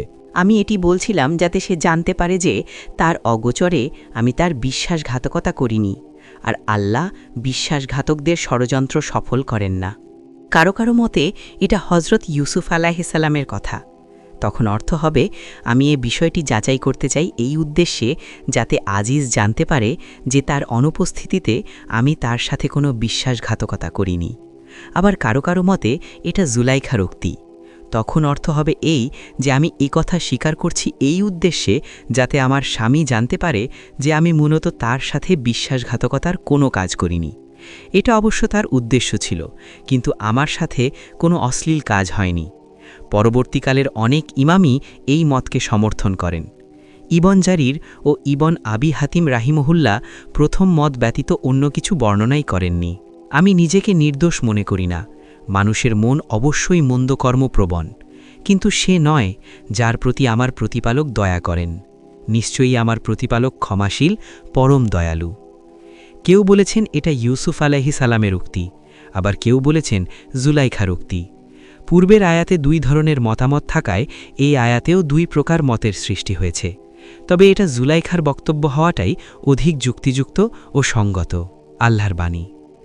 রাজা বলল, ইউসুফকে আমার কাছে নিয়ে এসো, আমি তাকে আমার একান্ত সহচর নিযুক্ত করব। তারপর রাজা যখন তার সাথে কথা বলল, তখন রাজা বলল, আজ তুমি আমাদের কাছে মর্যাদাশালী ও বিশ্বাসভাজন।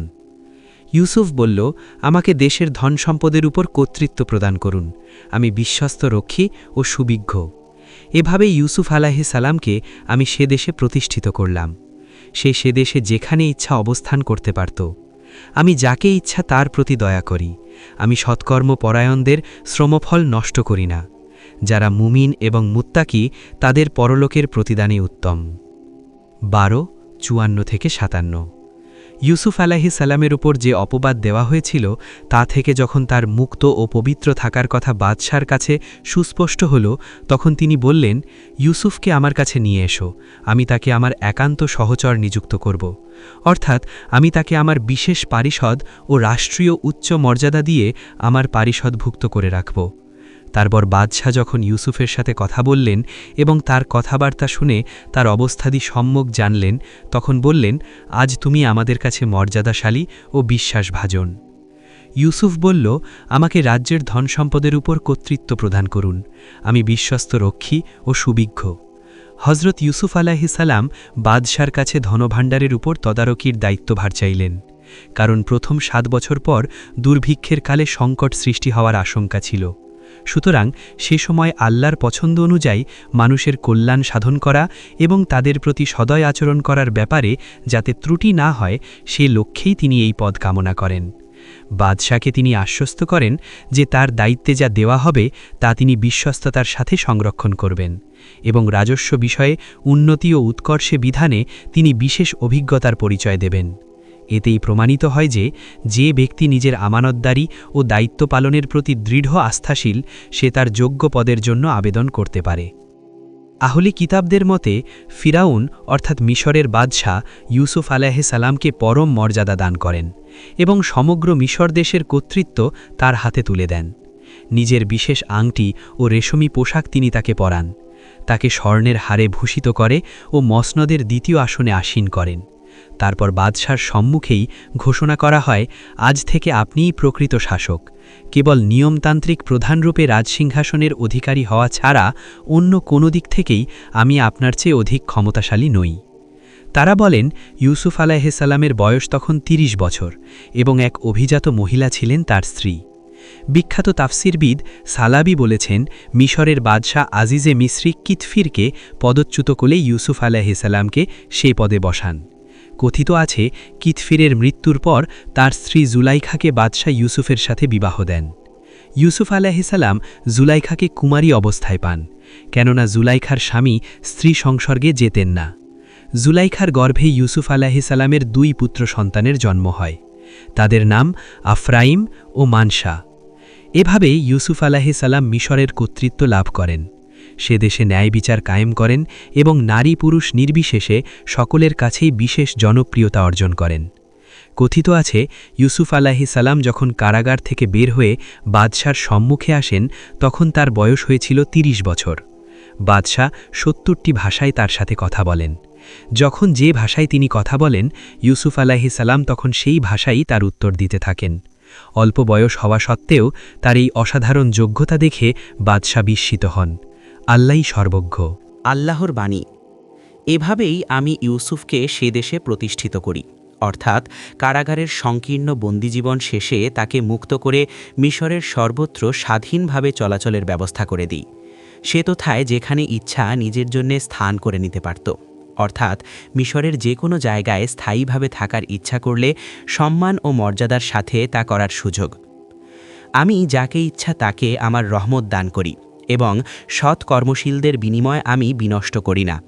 অর্থাৎ এই যা কিছু করা হলো তা একজন মুমিনের প্রতি আল্লাহর দান ও অনুগ্রহ বিশেষ। এছাড়াও মুমিনের জন্য রয়েছে পরকালীন প্রভূত কল্যাণ ও উত্তম প্রতিদান। এ কারণেই আল্লাহ তাআলা বলেছেন, যারা মুমিন এবং মুত্তাকি তাদের আখিরাতের পুরস্কারই উত্তম। কথিত আছে জুলাইখার স্বামী ইতফিরের মৃত্যুর পর বাদশাহ ইউসুফ আলাইহিসসালামকে তার পদে নিযুক্ত করেন এবং তার স্ত্রী জুলাইখাকে ইউসুফ আলাইহিসসালামের সাথে বিয়ে দেন। ইউসুফ আলাইহিসসালাম নিজেকে একজন সত্যবাদী ও ন্যায়নিষ্ঠ উজির হিসেবে প্রমাণিত করেন। মুহাম্মদ ইবনে ইসহাক রহিমাহুল্লাহ বলেন, মিশরের বাদশাহ ওয়ালিদ ইবনে রাইয়ান ইউসুফ আলাইহিসসালামের হাতে ইসলাম গ্রহণ করেন। আল্লাহই সর্বজ্ঞ। জনৈক কবি বলেছেন, অর্থ ভয়ভীতির সংকীর্ণতার পরে থাকে নিরাপত্তার প্রশস্ততা, আর আনন্দ স্ফূর্তির পূর্বে থাকে চূড়ান্ত পেরেশানি ও চিন্তা। অতএব তুমি নিরাশ হইও না, কেননা আল্লাহ ইউসুফ আলাইহিসসালামকে অন্ধ কারাগার থেকে মুক্ত করে তার ধনভাণ্ডারের মালিক করে দিয়েছিলেন। মহান আল্লাহ বলেন, ইউসুফের ভাইয়েরা আসলো এবং তার কাছে উপস্থিত হলো। সে ওদেরকে চিনল, কিন্তু ওরা তাকে চিনতে পারল না। এবং সে যখন ওদের সামগ্রীর ব্যবস্থা করে দিল তখন সে বলল, তোমরা আমার কাছে তোমাদের বৈমাত্রীয় ভাইকে নিয়ে এসো। তোমরা কি দেখছ না যে আমি মাপে পূর্ণমাত্রায় দেই এবং উত্তম মেজবান? কিন্তু তোমরা যদি তাকে আমার কাছে না নিয়ে আসো তবে আমার কাছে তোমাদের জন্য কোনো বরাদ্দ থাকবে না এবং তোমরা আমার নিকটবর্তী হবে না। তারা বলল, তার বিষয়ে আমরা তার পিতাকে সম্মত করার চেষ্টা করব এবং আমরা নিশ্চয়ই এটা করব। ইউসুফ তার ভৃত্যদেরকে বলল, ওরা যে পণ্য মূল্য দিয়েছে তা ওদের মালপত্রের মধ্যে রেখে দাও, যাতে স্বজনদের কাছে প্রত্যাবর্তনের পর তারা বুঝতে পারে যে এটা প্রত্যাবর্তন করা হয়েছে, তাহলে তারা পুনরায় আসতে পারে। মূল্য ফেরত দেওয়ার উদ্দেশ্য সম্পর্কে কেউ বলেছেন, ইউসুফ আলাইহিসসালামের ইচ্ছা ছিল যখন তারা দেশে গিয়ে তা লক্ষ্য করবে তখন তা ফেরত নিয়ে আসবে। অন্য কেউ বলেছেন, দ্বিতীয়বার আসার মতো অর্থ হয়তো থাকবে না। কারো মতে ভাইয়েরদের নিকট থেকে খাদ্যদ্রব্যের বিনিময় গ্রহণ করা তার কাছে নিন্দনীয় বলে মনে হচ্ছিল। তাদের পণ্যমূল্য কী জিনিস ছিল সে ব্যাপারে মুফাসিরদের মধ্যে মতভেদ রয়েছে। পরে সে সম্পর্কে আলোচনা আসছে। আহলি কিতাবদের মতে তা ছিল রূপ্য ভর্তি থলে। এ মতে যথার্থ মনে হয়। তারপর তারা যখন তাদের পিতার কাছে ফিরে আসলো তখন তারা বলল, হে আমাদের পিতা, আমাদের জন্যে বরাদ্দ নিষিদ্ধ করা হয়েছে, সুতরাং আমাদের ভাইকে আমাদের সাথে পাঠিয়ে দিন, যাতে আমরা রসদ পেতে পারি। আমরা অবশ্যই তার রক্ষণাবেক্ষণ করব। সে বলল, আমি কি তোমাদেরকে তার সম্বন্ধে সেরূপ বিশ্বাস করব যেরূপ বিশ্বাস পূর্বে তোমাদেরকে করেছিলাম তার ভাই সম্বন্ধে? আল্লাহই রক্ষণাবেক্ষণে শ্রেষ্ঠ এবং তিনি দয়ালুদের মধ্যে শ্রেষ্ঠ দয়ালু। যখন ওরা ওদের মালপত্র খুলল তখন ওরা দেখতে পেল ওদের পুণ্যমূল্য ওদেরকে ফিরিয়ে দেয়া হয়েছে। তারা বলল, হে আমাদের পিতা, আমরা আর কি চাইতে পারি? এ তো আমাদের প্রদত্ত পুণ্যমূল্য আমাদেরকে ফিরিয়ে দেওয়া হয়েছে। পুনরায় আমরা আমাদের পরিবারবর্গের জন্য খাদ্য সামগ্রী এনে দেব, যাতে তাদের বছরের ও বাড়িঘরের সংস্থান হতে পারে। আমরা আমাদের ভাইকে রক্ষণাবেক্ষণ করব এবং অতিরিক্ত আর এক উট বোঝাই পণ্য আনব। যা এনেছি তা পরিমাণে অল্প। আল্লাহ বলেন, যা এনেছি তা পরিমাণে অল্প, অর্থাৎ অন্য সন্তানটি গেলে যা পাওয়া যেত তার তুলনায় যা আনা হয়েছে তা অল্প। হজরত ইয়াকুব আলাইহিসসালাম আপন পুত্র বিনিয়ামিনের ব্যাপারে অত্যন্ত কুণ্ঠিত ছিলেন, কারণ তিনি তার মাঝে তার ভাই ইউসুফ আলাইহিসসালামের ঘ্রাণ পেতেন, সান্ত্বনা লাভ করতেন এবং তিনি থাকায় ইউসুফকে কিছুটা ভুলে থাকতেন। তাই তিনি বললেন, পিতা বলল, আমি তাকে কখনোই তোমাদের সাথে পাঠাবো না যতক্ষণ না তোমরা আল্লাহর নামে অঙ্গীকার করো যে তোমরা তাকে আমার কাছে নিয়ে আসবেই, অবশ্য যদি তোমরা একান্ত অসহায় হয়ে না পড়ো, অর্থাৎ তোমরা সকলেই যদি তাকে আনতে অক্ষম হও তবে ভিন্ন কথা।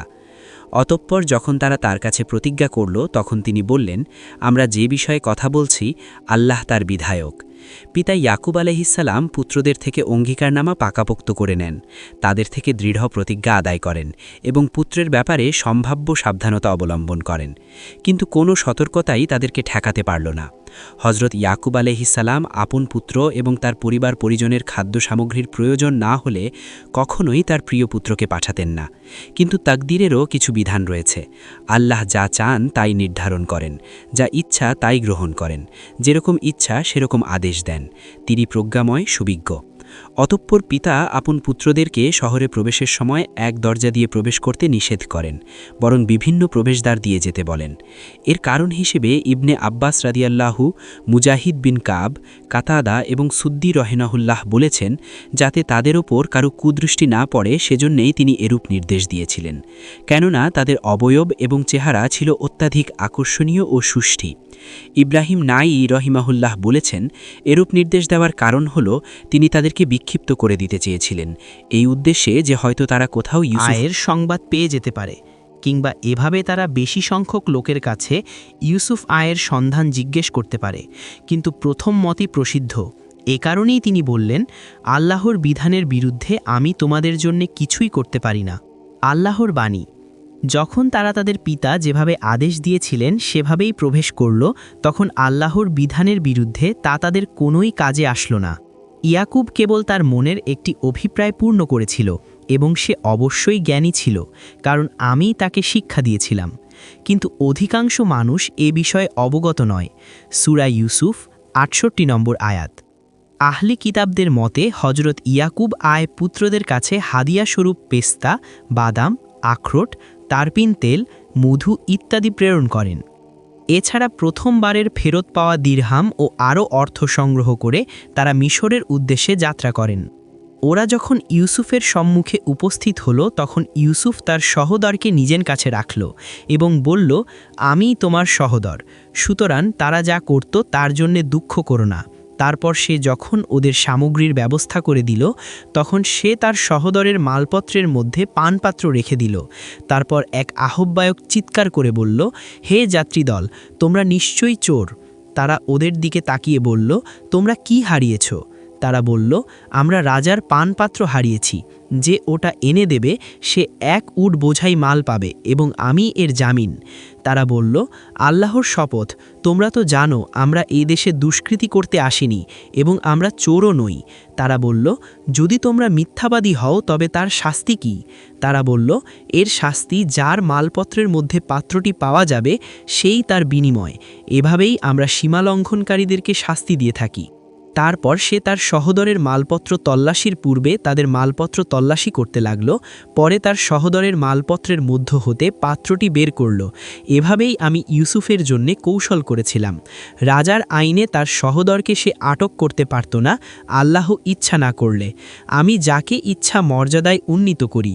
প্রত্যেক জ্ঞানীবান ব্যক্তির ওপর আছে সর্বজ্ঞানী। তারা বলল, সে যদি চুরি করে থাকে তার সহোদরও তো পূর্বে চুরি করেছিল।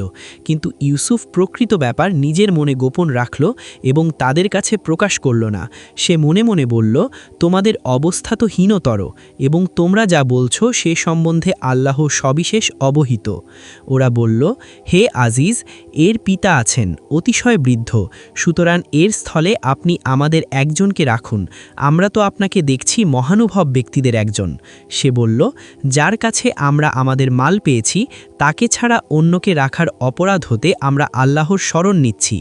এরূপ করলে আমরা অবশ্যই সীমালঙ্ঘনকারী হব। 12 এর 69 থেকে 79 নম্বর আয়াত। এখানে আল্লাহ হজরত ইউসুফ আয়ের ভাইদের মিশরে আগমনের বিষয়ে জানাচ্ছেন যে দুর্ভিক্ষের বছরগুলোতে যখন সমগ্র দেশ ও জাতি তার করাল গ্রাসে পতিত হয় তখন খাদ্য সংগ্রহের জন্যে তারা মিশরে আগমন করেন। ইউসুফ আয় ওই সময় মিশরের দিনী ও দুনিয়াবী সার্বিক ক্ষমতার অধিকারী ছিলেন। ভাইরা ইউসুফ আয়ের কাছে উপস্থিত হলে তিনি তাদেরকে চিনে ফেলেন, কিন্তু তারা তাকে চিনতে পারেননি, কারণ ইউসুফ আয় এত বড় উচ্চ পদ মর্যাদায় অধিষ্ঠিত হতে পারেন এটা তাদের কল্পনারও অধিক ছিল, তাই তিনি তাদেরকে চিনলেও তারা তাকে চিনতে পারেননি। আহলে কিতাবদের মতে ইউসুফ আয়ের ভাইরা ইউসুফ আয়ের দরবারে উপস্থিত হয়ে তাকে সিজদা করে। এ সময় ইউসুফ আয় তাদেরকে চিনে ফেলেন, তবে তিনি চাচ্ছিলেন যেন তারা তাকে চিনতে না পারে, সুতরাং তিনি তাদের প্রতি কঠোর ভাষা ব্যবহার করেন এবং বলেন, তোমরা গোয়েন্দা বাহিনীর লোক, আমার দেশের গোপন তথ্য নেয়ার জন্যে তোমরা এখানে এসেছ।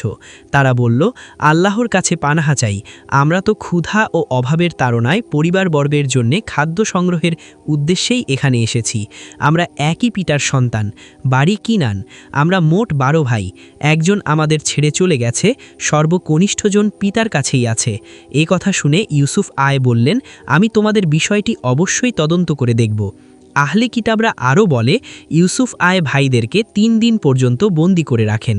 3 দিন পর তাদেরকে মুক্তি দেন, তবে শামুন নামক এক ভাইকে আটক করে রাখেন যাতে তারা অপর ভাইটিকে পরবর্তীতে নিয়ে আসে। আহলে কিতাবদের এ বর্ণনার কোনো দিক আপত্তিকর। আল্লাহর বাণী, ইউসুফ যখন তাদের রসদের ব্যবস্থা করে দিলেন, অর্থাৎ সে কাউকে 1 উট বোঝাইয়ের বেশি খাদ্যরসদ প্রদান করতেন না, সে নিয়ম অনুযায়ী তাদের প্রত্যেককেই 1 উট বোঝাই রসদ প্রদান করলেন। তোমরা তোমাদের বৈমাত্রেয় ভাইটিকে আমার কাছে নিয়ে এসো। ইউসুফ আলাইহিসসালাম তাদেরকে তাদের অবস্থা সম্পর্কে জিজ্ঞেস করেছিলেন। তারা বলেছিল, আমরা 12 ভাই ছিলাম, আমাদের মধ্যকার একজন চলে গেছে, তার সহোদরটি পিতার কাছে রয়েছে। ইউসুফ আলাইহিসসালাম বললেন, আগামী বছর যখন তোমরা আসবে তখন তাকে সাথে নিয়ে এসো, এটা নেওয়ানা উত্তম। তোমরা কি দেখছো না আমি মাপে পূর্ণমাত্রায় দিই এবং মেহমানদেরকে সমাদর করি, অর্থাৎ আমি তোমাদেরকে উত্তমভাবে মেহমানদারি করেছি, তোমাদের থাকার ভালো ব্যবস্থা করেছি। এই কথা দ্বারা তিনি অপর ভাইকে আনার জন্য তাদেরকে উৎসাহিত করেন। যদি তারা তাকে না আনেন তবে তাদেরকে তার পরিণতি সম্পর্কে সতর্ক করে দিয়ে বলেন, যদি তাকে আমার কাছে নিয়ে না আসো তাহলে আমার কাছে তোমাদের কোনো বরাদ্দ থাকবে না এবং তোমরা আমার নিকটবর্তী হবে না, অর্থাৎ আমি তোমাদেরকে রসদও দেব না, আমার কাছে ঘেঁষতেও দেব না। তাদেরকে প্রথমে যেভাবে বলেছিলেন এটা তার সম্পূর্ণ বিপরীত। সুতরাং উৎসাহ ও ভীতি প্রদর্শনের মাধ্যমে তাকে হাজির করার জন্যে তিনি এ ব্যবস্থা গ্রহণ করেন। তারা বলল, আমরা তার সম্পর্কে তার পিতাকে সম্মত করার চেষ্টা করব, অর্থাৎ আমাদের সাথে তাকে আনার জন্যে এবং আপনার কাছে হাজির করার জন্যে সম্ভাব্য সর্বাত্মক প্রচেষ্টা চালাব এবং আমরা তা অবশ্যই করব, অর্থাৎ তাকে আনতে আমরা অবশ্যই সক্ষম হব। তারপর হজরত ইউসুফ আলাইহিসসালাম তাদের প্রদত্ত পণ্যমূল্য এমনভাবে তাদের মালামালের মধ্যে রেখে দেওয়ার জন্য ভৃত্যদের নির্দেশ দিয়েছিলেন যাতে তারা তা টের না পায়, যাতে স্বজনদের কাছে প্রত্যাবর্তনের পর তারা বুঝতে পারে যে তা প্রত্যাবর্তন করা হয়েছে, তাহলে তারা পুনরায় আসতে পারে। পণ্যমূল্য ফেরত দেওয়ার উদ্দেশ্য সম্পর্কে কেউ বলেছেন হজরত ইউসুফ আলাইহিসসালামের ইচ্ছা ছিল যখন তারা দেশে গিয়ে তা লক্ষ্য করবে তখন তা ফিরিয়ে নিয়ে আসবে। অন্য কেউ বলেছেন হজরত ইউসুফ আলাইহিসসালাম আশঙ্কা করছিলেন যে দ্বিতীয়বার আসার মতো অর্থ হয়তো থাকবে না। কারো মতে ভাইদের নিকট থেকে খাদ্যদ্রব্যের বিনিময়ে গ্রহণ করা তার কাছে নিন্দনীয় বলে মনে হচ্ছিল। তাদের পণ্যমূল্য কী জিনিস ছিল সে ব্যাপারে মুফাসসিরদের মধ্যে মতভেদ আছে, পরে সে সম্পর্কে আলোচনা আসছে। আহলে কিতাবদের মতে তা ছিল রৌপ্য ভর্তি থলে, এ মতই যথার্থ মনে হয়। তারপর যখন তারা তাদের পিতার কাছে ফিরে আসলো তখন তারা বলল, হে আমাদের পিতা, আমাদের জন্য বরাদ্দ নিষিদ্ধ করা হয়েছে, সুতরাং আমাদের ভাইকে আমাদের সাথে পাঠিয়ে দিন যাতে আমরা রসদ পেতে পারি, আমরা অবশ্যই তার রক্ষণাবেক্ষণ করব। সে বলল, আমি কি তোমাদেরকে তার সম্বন্ধে সেরূপ বিশ্বাস করব যেরূপ বিশ্বাস পূর্বে তোমাদেরকে করেছিলাম তার ভাই সম্বন্ধে? আল্লাহই রক্ষণাবেক্ষণে শ্রেষ্ঠ এবং তিনি দয়ালুদের মধ্যে শ্রেষ্ঠ দয়ালু। যখন ওরা ওদের মালপত্র খুলল তখন ওরা দেখতে পেল ওদের পণ্যমূল্য ওদেরকে ফিরিয়ে দেয়া হয়েছে। ওরা বলল, হে আমাদের পিতা, আমরা আর কি প্রত্যাশা করতে পারি? এ তো আমাদের প্রদত্ত পণ্যমূল্য আমাদেরকে ফিরিয়ে দেয়া হয়েছে। পুনরায় আমরা আমাদের পরিবারবর্গের জন্য খাদ্য সামগ্রী এনে দেব এবং আমরা আমাদের ভ্রাতার রক্ষণাবেক্ষণ করব এবং আমরা অতিরিক্ত আরও 1 উট বোঝাই পণ্য আনব, যা এনেছি তা পরিমাণে অল্প। পিতা বলল, আমি ওকে কখনোই তোমাদের সাথে পাঠাবো না যতক্ষণ না তোমরা আল্লাহ নামে অঙ্গীকার করো যে তোমরা ওকে আমার কাছে নিয়েই আসবে, অবশ্য যদি তোমরা একান্ত অসহায় হয়ে না পড়ো। তারপর যখন ওরা তার কাছে প্রতিজ্ঞা করল তখন সে বলল, আমরা যে বিষয়ে কথা বলছি আল্লাহ তার বিধায়ক। সে বলল, হে আমার পুত্রগণ, তোমরা এক দরজা দিয়ে প্রবেশ করো না, ভিন্ন ভিন্ন দরজা দিয়ে প্রবেশ করবে। আল্লাহ বিধানের বিরুদ্ধে আমি তোমাদের জন্য কিছু করতে পারি না। বিধান আল্লাহেরই, আমি তারই উপর নির্ভর করি, এবং যারা নির্ভর করতে চায় তারা আল্লাহর উপর নির্ভর করুক। এবং যখন তারা তাদের পিতা তাদেরকে যেভাবে আদেশ করেছিল সেভাবেই প্রবেশ করল, তখন আল্লাহ বিধানের বিরুদ্ধে তা তাদের কোনো কাজে আসলো না।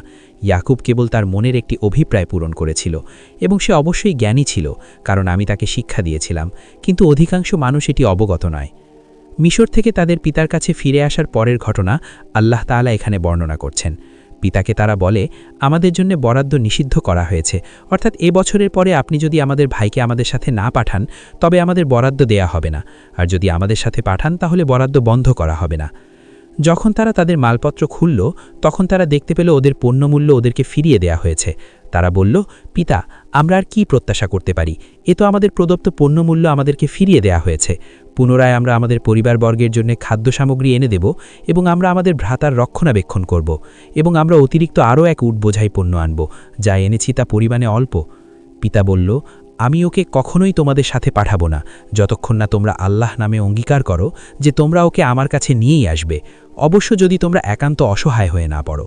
তারপর যখন ওরা তার কাছে প্রতিজ্ঞা করল তখন সে বলল, আমরা যে বিষয়ে কথা বলছি আল্লাহ তার বিধায়ক।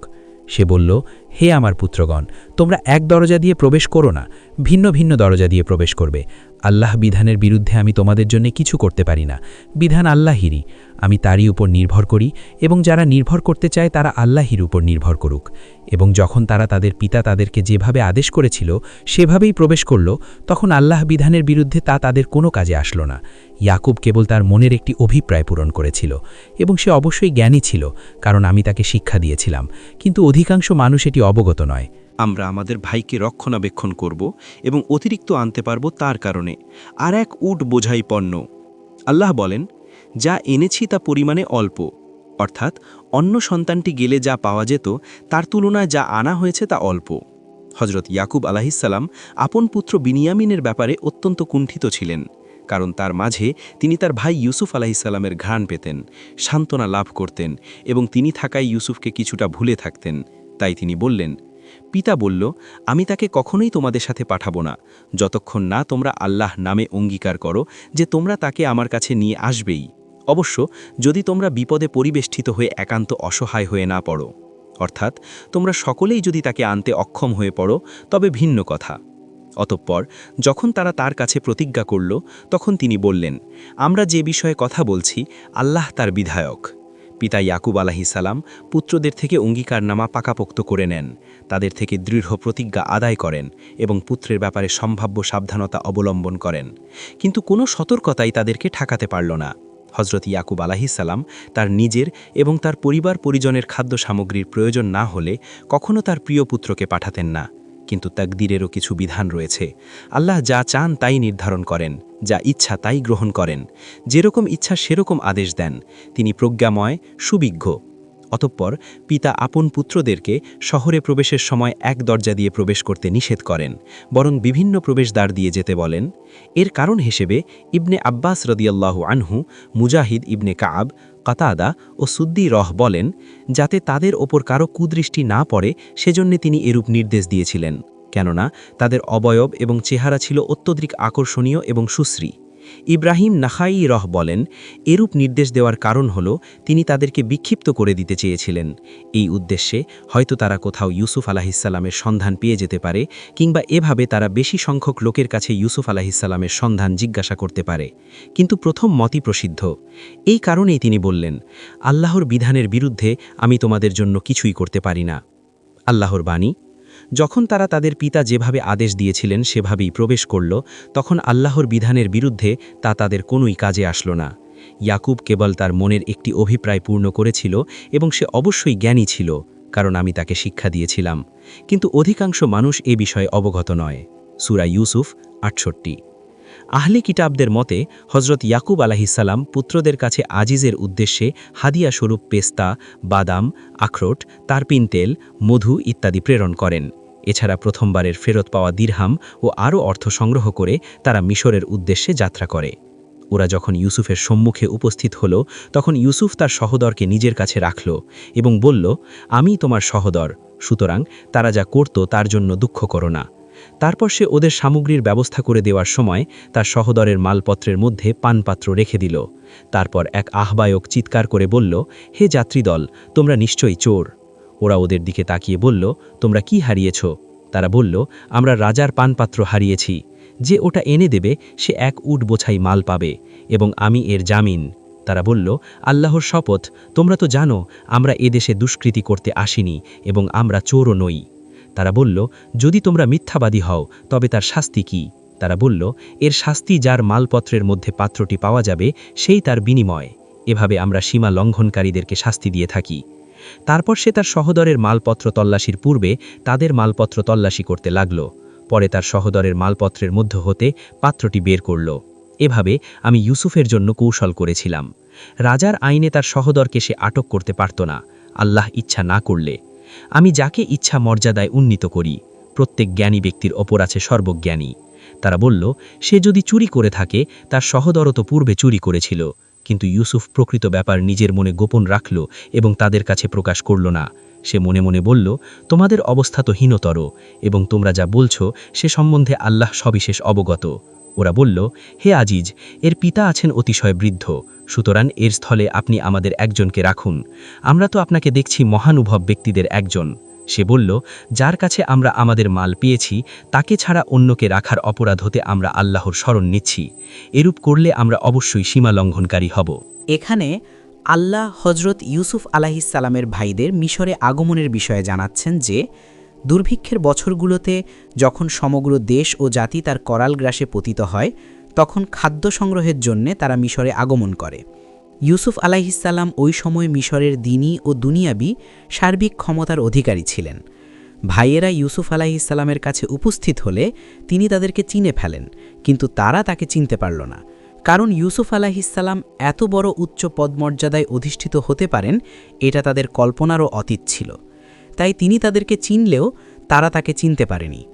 আহলি কিতাবদের মতে ইউসুফ আলাইহিসসালামের ভাইয়েরা তার দরবারে উপস্থিত হয়ে তাকে সিজদা করে। এ সময়ে ইউসুফ আলাইহিসসালাম তাদেরকে চিনে ফেলেন, তবে তিনি চাচ্ছিলেন তারা যেন তাকে চিনতে না পারে। সুতরাং তিনি তাদের প্রতি কঠোর ভাষা ব্যবহার করেন এবং বলেন, তোমরা গোয়েন্দা বাহিনীর লোক, আমার দেশের গোপন তথ্য নেয়ার জন্যই তোমরা এখানে এসেছ। তারা বলল, আল্লাহর কাছে পানাহ চাই, আমরা তো ক্ষুধা ও অভাবের তাড়নায় পরিবারবর্গের জন্য খাদ্য সংগ্রহের উদ্দেশ্যেই এখানে এসেছি। আমরা একই পিতার সন্তান, বাড়ি কিনান। আমরা মোট 12 ভাই। একজন আমাদের ছেড়ে চলে গেছে, সর্বকনিষ্ঠজন পিতার কাছেই আছে। এ কথা শুনে ইউসুফ আলাইহিসসালাম বললেন, আমি তোমাদের বিষয়টি অবশ্যই তদন্ত করে দেখব। আহলি কিতাবরা আরও বলে যে ইউসুফ আলাইহিসসালাম ভাইদেরকে 3 দিন পর্যন্ত বন্দী করে রাখেন। 3 দিন পর তাদেরকে মুক্তি দেন, তবে শামউন নামক এক ভাইকে আটক করে রাখেন, যাতে তারা অপর ভাইটিকে পরবর্তীতে নিয়ে আসে। আহলি কিতাবদের এ বর্ণনার কোনো কোনো দিক আপত্তিকর। আল্লাহর বাণী, ইউসুফ যখন তাদের রসদের ব্যবস্থা করে দিলেন, অর্থাৎ তিনি কাউকে 1 উট বোঝাইয়ের বেশি খাদ্য রসদ প্রদান করতেন না, সে নিয়ম অনুযায়ী তাদের প্রত্যেককে 1 উট বোঝাই রসদ প্রদান করলেন। তোমরা তোমাদের বৈমাত্রীয় ভাইটিকে আমার কাছে নিয়ে এসো। ইউসুফ আলাইহিসসালাম তাদেরকে তাদের অবস্থা সম্পর্কে জিজ্ঞেস করেছিলেন। তারা বলেছিল, আমরা 12 ভাই ছিলাম, আমাদের মধ্যকার একজন চলে গেছে, তার সহোদরটি পিতার কাছে রয়েছে। ইউসুফ আলাইহিসসালাম বললেন, আগামী বছর যখন তোমরা আসবে তখন তাকে সাথে নিয়ে এসো। এটা না উত্তম? তোমরা কি দেখছ না আমি মাপে পূর্ণমাত্রায় দেই এবং মেহমানদেরকে সমাদর করি? অর্থাৎ আমি তোমাদেরকে উত্তমভাবে মেহমানদারি করেছি, তোমাদের থাকার ভালো ব্যবস্থা করেছি। এ কথা দ্বারা তিনি অপর ভাইকে আনার জন্য তাদেরকে উৎসাহিত করেন। যদি তারা তাকে না আনেন তবে তাদেরকে তার পরিণতি সম্পর্কে সতর্ক করে দিয়ে বলেন, যদি তাকে আমার কাছে নিয়ে না আসো তাহলে আমার কাছে তোমাদের কোনো বরাদ্দ থাকবে না এবং তোমরা আমার নিকটবর্তী হবে না। অর্থাৎ আমি তোমাদেরকে রসদও দেব না, আমার কাছে ঘেঁষতেও দেব না। তাদেরকে প্রথমে যেভাবে বলেছিলেন এটা তার সম্পূর্ণ বিপরীত। সুতরাং উৎসাহ ও ভীতি প্রদর্শনের মাধ্যমে তাকে হাজির করার জন্যে তিনি এ ব্যবস্থা গ্রহণ করেন।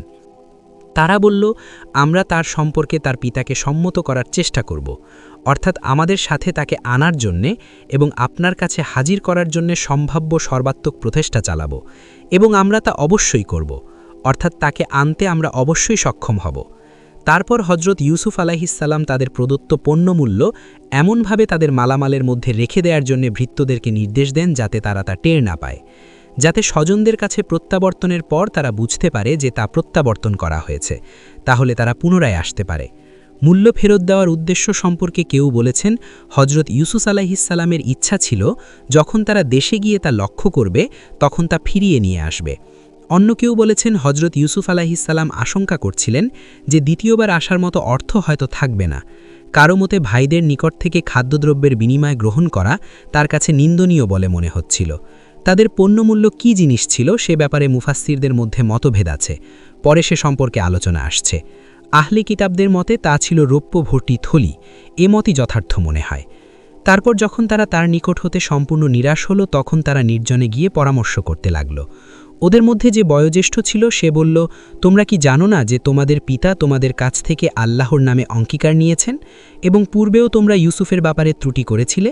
সুতরাং আমি কিছুতেই এ দেশ ত্যাগ করব না, যতক্ষণ না আমার পিতা আমাকে অনুমতি দেন অথবা আল্লাহ আমার জন্য কোনো ব্যবস্থা করেন, এবং তিনিই বিচারকদের মধ্যে শ্রেষ্ঠ। তোমরা তোমাদের পিতার কাছে ফিরে যাও এবং বলবে, হে আমাদের পিতা, আপনার পুত্র চুরি করেছে এবং আমরা যা জানি তারই প্রত্যক্ষ বিবরণ দিলাম। অদৃশ্যের ব্যাপারে আমরা অবহিত ছিলাম না। যে জনপদে আমরা ছিলাম তার অধিবাসীদের জিজ্ঞাসা করুন এবং যে যাত্রী দলের সাথে আমরা এসেছি তাদেরকেও আমরা অবশ্যই সত্য বলছি। ইয়াকুব বলল, না, তোমাদের মন তোমাদের জন্য একটি কাহিনী সাজিয়ে দিয়েছে, সুতরাং পূর্ণ ধৈর্যই শ্রেয়। হয়তো আল্লাহ তাদেরকে একসঙ্গে আমার কাছে এনে দিবেন, তিনি সর্বজ্ঞ, প্রজ্ঞাময়। সে তাদের দিক থেকে মুখ ফিরিয়ে নিল এবং বলল, আফসোস ইউসুফের জন্যে। শোকে তার চক্ষুদয় সাদা হয়ে গেল এবং সে ছিল অসহনীয় মনস্তাপে ক্লিষ্ট। তারা বলল, আল্লাহর শপথ, আপনি তো ইউসুফের কথা ভুলবেন না যতক্ষণ না আপনি মুমূর্ষু হবেন অথবা মৃত্যুবরণ করবেন। সে বলল, আমি আমার অসহনীয় বেদনা, আমার দুঃখ শুধু আল্লাহর কাছে নিবেদন করছি এবং আমি আল্লাহর কাছ থেকে জানি যা তোমরা জানো না। হে আমার পুত্রগণ, তোমরা যাও, ইউসুফ ও তার সহোদরের অনুসন্ধান করো এবং আল্লাহর আশিস থেকে তোমরা নিরাশ হয়েও না, কারণ আল্লাহর আশিস হতে কেউই নিরাশ হয় না, কাফিরগণ ব্যতীত। 12:80-87। আল্লাহ ইউসুফ আলাইহিসসালামের ভাইদের সম্পর্কে জানাচ্ছেন যে যখন তারা বিনায়মিনকে ইউসুফ আলাইহিসসালামের হাত থেকে ছাড়িয়ে আনার ব্যাপারে নিরাশ হয়ে গেল, তখন পারস্পরিক পরামর্শের জন্যে একটু দূরে সরে গিয়ে মিলিত হল। তখন তাদের মধ্যে বয়োজ্যেষ্ঠ রুবিল বলল, তোমরা কি জানো না যে তোমাদের পিতা তোমাদের কাছ থেকে আল্লাহর নামে অঙ্গীকার নিয়েছেন আর তার চিত, এবং পূর্বেও তোমরা ইউসুফের ব্যাপারে ত্রুটি করেছিলে? অর্থাৎ অবশ্য কিন্তু তোমরা সে অঙ্গীকার রক্ষা করো নাই, বরং তাতে ত্রুটি করেছ, যেমন তোমরা ইতিপূর্বেও তার ভাই ইউসুফের ব্যাপারেও ত্রুটি করেছিলে। এখন আমার সামনে এমন কোনো উপায় নেই যা নিয়ে পিতার সামনে দাঁড়াব, সুতরাং আমি কিছুতেই এদেশ ত্যাগ করব না, অর্থাৎ আমি এদেশেই স্থায়ীভাবে থেকে যাব যতক্ষণ না আমার পিতা আমাকে অনুমতি দেন, অর্থাৎ তার কাছে যাওয়ার, অথবা আল্লাহ আমার জন্য কোনো ব্যবস্থা করে দেন, যেমন পিতার কাছে ভাইকে ফিরিয়ে নেওয়ার কোনো উপায় যদি বের করে দেন। তিনিই শ্রেষ্ঠ ফয়সালা দানকারী। তোমরা তোমাদের পিতার কাছে ফিরে যাও এবং বলো, হে পিতা, আপনার পুত্র চুরি করেছে, অর্থাৎ তোমরা যা প্রত্যক্ষ করেছ তাই পিতার কাছে গিয়ে বলো। আমরা যা জানি তারই প্রত্যক্ষ বিবরণ দিলাম, অদৃশ্যের ব্যাপারে আমরা অবহিত ছিলাম না। যে জনপদে আমরা ছিলাম তার অধিবাসীদের আপনি জিজ্ঞেস করুন, এবং যে যাত্রী দলের সাথে আমরা এসেছি তাদেরকেও এই ঘটনাটি জানা আছে, কেননা তখন তারা সেখানে আমাদের সাথেই ছিল। আমরা অবশ্যই সত্য বলছি। ইয়াকুব বলল, না, তোমাদের মন তোমাদের জন্য একটি কাহিনী সাজিয়ে দিয়েছে, সুতরাং পূর্ণ ধৈর্যই শ্রেয়। হয়তো আল্লাহ তাদেরকে একসঙ্গে আমার কাছে এনে দিবেন, তিনি সর্বজ্ঞ, প্রজ্ঞাময়। ইবনে ইসহাক রাহিমাহুল্লাহ প্রমুখ বলেছেন, ইউসুফ আলাইহিসসালামের ব্যাপারে সীমা লঙ্ঘনের পরে তার ভাইয়েরা যখন বিনায়মিনের সাথেও অসৎ ব্যবহার করতে শুরু করে, তখন পিতা ইয়াকুব আলাইহিসসালাম উপরোক্ত কথা বলেন। প্রাচীনকালের কোনো কোনো পণ্ডিতের উক্তি, মন্দের পরবর্তী প্রতিফল মন্দই হয়ে থাকে। অতপর হজরত ইয়াকুব আলাইহিসসালাম বলেন, হয়তো আল্লাহ তাদেরকে একসঙ্গে আমার কাছে এনে দিবেন, অর্থাৎ ইউসুফ, বিনায়মিন ও রুবিলকে। নিশ্চয়ই তিনি সর্বজ্ঞ, অর্থাৎ প্রিয়জনদের বিরহে আমি যে অবস্থায় পতিত হয়েছি তা তিনি সম্যক অবগত, প্রজ্ঞাময়, অর্থাৎ তিনি যা ফয়সালা ও বাস্তবায়ন করবেন তা অত্যন্ত প্রজ্ঞার সাথে করবেন। চূড়ান্ত কৌশল ও অলঙ্ঘনীয় দলিলের অধিকারী একমাত্র তিনিই। এবং সে তাদের দিক থেকে মুখ ফিরিয়ে নিল, অর্থাৎ ইয়াকুব আলাইহিসসালাম পুত্রদের দিক থেকে মুখ ফিরিয়ে বললেন, হায় আফসোস ইউসুফের জন্যে। পূর্বের দুঃখের সাথে নতুন দুঃখের উল্লেখ করছেন এবং যে ব্যথাটি সুপ্ত ছিল তা পুনরায় উজ্জীবিত হয়ে ওঠে। জনৈক কবি বলেছেন, তুমি কামনার বশে তোমার হৃদয়কে যেথা ইচ্ছা ফিরাতে পারো, কিন্তু প্রেমের বেলায় প্রথম প্রেমিকই আসল। অন্য এক কবি বলেছেন, গোরস্থানের কবরসমূহের কাছে গিয়ে আমার ক্রন্দন ও অশ্রুপাত দেখে আমার বন্ধু আমাকে তিরস্কার করল। সে বলল, লিওয়া ও দাগাদিকের মধ্যে যত কবর আছে তার মধ্যে যে কবরই নজরে পড়বে সে কবরের পাশেই কি তুমি এভাবে কাঁদতে থাকবে? আমি তাকে বললাম, দুঃখই দুঃখীজনকে পরিচালিত করে, আমাকে আমার কাজের ওপর ছেড়ে দাও। এখানে যত কবর আছে সবই আমার প্রেমাস্পদ মালিকের কবর। আল্লাহর বাণী, শোকে তার চোখ দুটি সাদা হয়ে যায়, অর্থাৎ অতিরিক্ত কান্নাকাটির ফলে, এবং সে ছিল অসহনীয় মনস্তাপে কাতর। পুত্রগণ যখন পিতাকে সন্তান হারানোর শোকে কাতর অবস্থায় দেখল, তখন তারা বলল, অর্থাৎ পিতার প্রতি করুণাবশে ও মমত্ববোধে বলল, আপনি তো ইউসুফকে ভুলবেন না যতক্ষণ না মুমূর্ষু হবেন কিংবা মৃত্যুবরণ করবেন। অর্থাৎ তারা বলছেন, আপনি সর্বক্ষণ ইউসুফ আলাইহিসসালামকে স্মরণ করছেন ও শোক প্রকাশ করছেন, ফলে দিন দিন আপনার শরীর শিথিল হয়ে যাচ্ছে ও শক্তি ক্ষয়ে যাচ্ছে। এর চাইতে বরং নিজের প্রতি কিছুটা লক্ষ্য রাখলেই আপনার জন্য ভালো হতো। ইয়াকুব বলল, আমি আমার অসহনীয় বেদনা ও আমার দুঃখ শুধু আল্লাহর নিকট নিবেদন করছি, এবং আমি আল্লাহর নিকট থেকে এমন কিছু জানি যা তোমরা জানো না। অর্থাৎ পিতা তার পুত্রদেরকে বলছেন, আমি যে দুঃখ যাতনার মধ্যে আছি তার অনুযোগ না তোমাদের কাছে করছি না অন্য কারো কাছে, বরং আমার অনুযোগ আল্লাহর কাছেই ব্যক্ত করছি। আর আমি জানি যে আল্লাহ আমাকে এই অবস্থা থেকে মুক্তি দেবেন ও উদ্ধার করবেন। আমি আরও জানি যে ইউসুফ আলাইহিসসালামের স্বপ্ন অবশ্যই বাস্তবে পরিণত হবে, এবং স্বপ্ন অনুযায়ী আমিও তোমরা তার উদ্দেশ্যে সিজদাবনত হব। তাই তিনি বলেন, আমি আল্লাহর কাছ থেকে জানি যা তোমরা জানো না। তারপর তিনি পুত্রগণকে ইউসুফ আলাইহিসসালাম ও তার ভাইয়ের সন্ধান করার জন্য এবং জনসমাজে তাদের ব্যাপারে আলোচনা করার জন্যে উৎসাহিত করেন। হে পুত্রগণ, তোমরা যাও, ইউসুফ ও তার সহোদরের অনুসন্ধান করো এবং আল্লাহর রহমত থেকে নিরাশ হইও না, কেননা আল্লাহর রহমত থেকে কাফির ব্যতীত কেউ নিরাশ হতে পারে না। অর্থাৎ কঠিন অবস্থার পর মুক্তি পাওয়ার আশা থেকে নিরাশ হইও না, কেননা বিপদ ও সংকটের পর তা থেকে আল্লাহ রহমতে উদ্ধার পাওয়ার ব্যাপারে কেবলমাত্র কাফিররাই নিরাশ হতে পারে।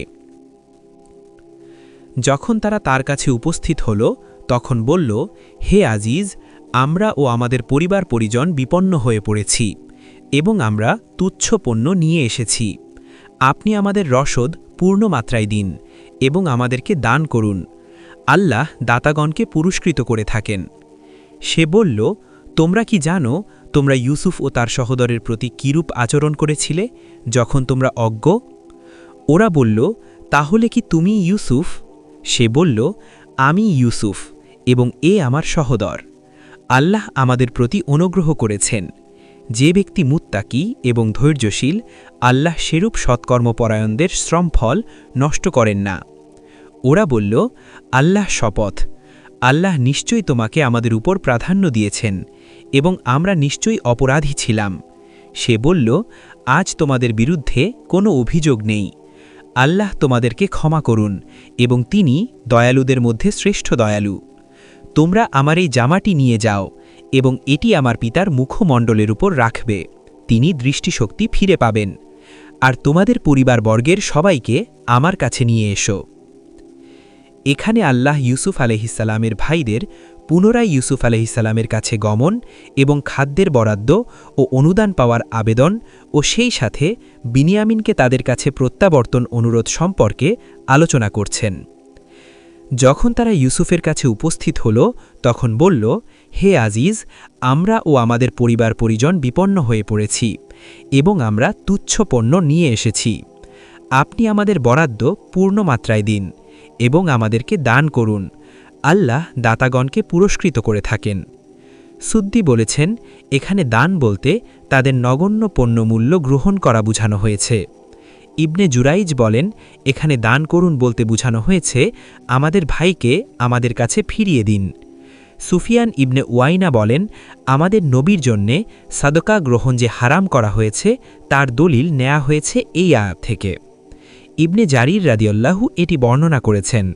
শেষে হজরত ইউসুফ আলাইহিসসালাম যখন দেখলেন তাদের অবস্থা এই, যা কিছু তারা নিয়ে এসেছে তা ছাড়া আর কিছুই তাদের কাছে নেই, তখন তিনি নিজের পরিচয় দিলেন, তাদের প্রতি দয়া প্রদর্শন করলেন এবং তাদের ও নিজের প্রতিপালকের অনুগ্রহের কথা উল্লেখ করলেন। এ সময় হজরত ইউসুফ আলাইহিসসালামের কপালের একদিকে যে তিল ছিল তা আনাবৃত করে দেখালেন, যাতে তারা তাকে শনাক্ত করতে পারে। তিনি বললেন, তোমরা কি জানো তোমরা ইউসুফ ও তার সহোদরের প্রতি কিরূপ আচরণ করেছিলে যখন তোমরা অজ্ঞ? ওরা বলল, তাহলে কি তুমি ইউসুফ? সে বলল, আমি ইউসুফ এবং এ আমার সহোদর। আল্লাহ আমাদের প্রতি অনুগ্রহ করেছেন। যে ব্যক্তি মুত্তাকি এবং ধৈর্যশীল, আল্লাহ সেরূপ সৎকর্মপরায়ণদের শ্রমফল নষ্ট করেন না। ওরা বলল, আল্লাহ শপথ, আল্লাহ নিশ্চয়ই তোমাকে আমাদের উপর প্রাধান্য দিয়েছেন এবং আমরা নিশ্চয়ই অপরাধী ছিলাম। সে বলল, আজ তোমাদের বিরুদ্ধে কোনো অভিযোগ নেই। আল্লাহ তোমাদেরকে ক্ষমা করুন এবং তিনি দয়ালুদের মধ্যে শ্রেষ্ঠ দয়ালু। মনে যে হিংসা লুক্কায়িত ছিল আর যেসব ষড়যন্ত্র অপকুশল তাদের বিরুদ্ধে পাকিয়েছিল সেদিকে এর দ্বারা ইঙ্গিত করা হয়েছে। তাই তিনি বলেছেন, আল্লাহ আমাদের প্রতি অনুগ্রহ করেছেন, অর্থাৎ আমাদের প্রতি আল্লাহর কৃপা, দান, অনুকম্পা বর্ষিত হয়েছে। আমাদেরকে তিনি সম্মানের আসনে প্রতিষ্ঠিত করেছেন, আর এটা আমাদেরকে দিয়েছেন তার প্রতি আমাদের আনুগত্য, তোমাদের নিপীড়নে ধৈর্য ধারণ, পিতার সাথে সদাচরণ ও আমাদের প্রতি পিতার মহব্বত ও স্নেহের বদৌলতে। যে ব্যক্তি মুত্তাকি ও ধৈর্যশীল, আল্লাহ সেরূপ সৎকর্মপরায়ণদের শ্রমফল নষ্ট করেন না।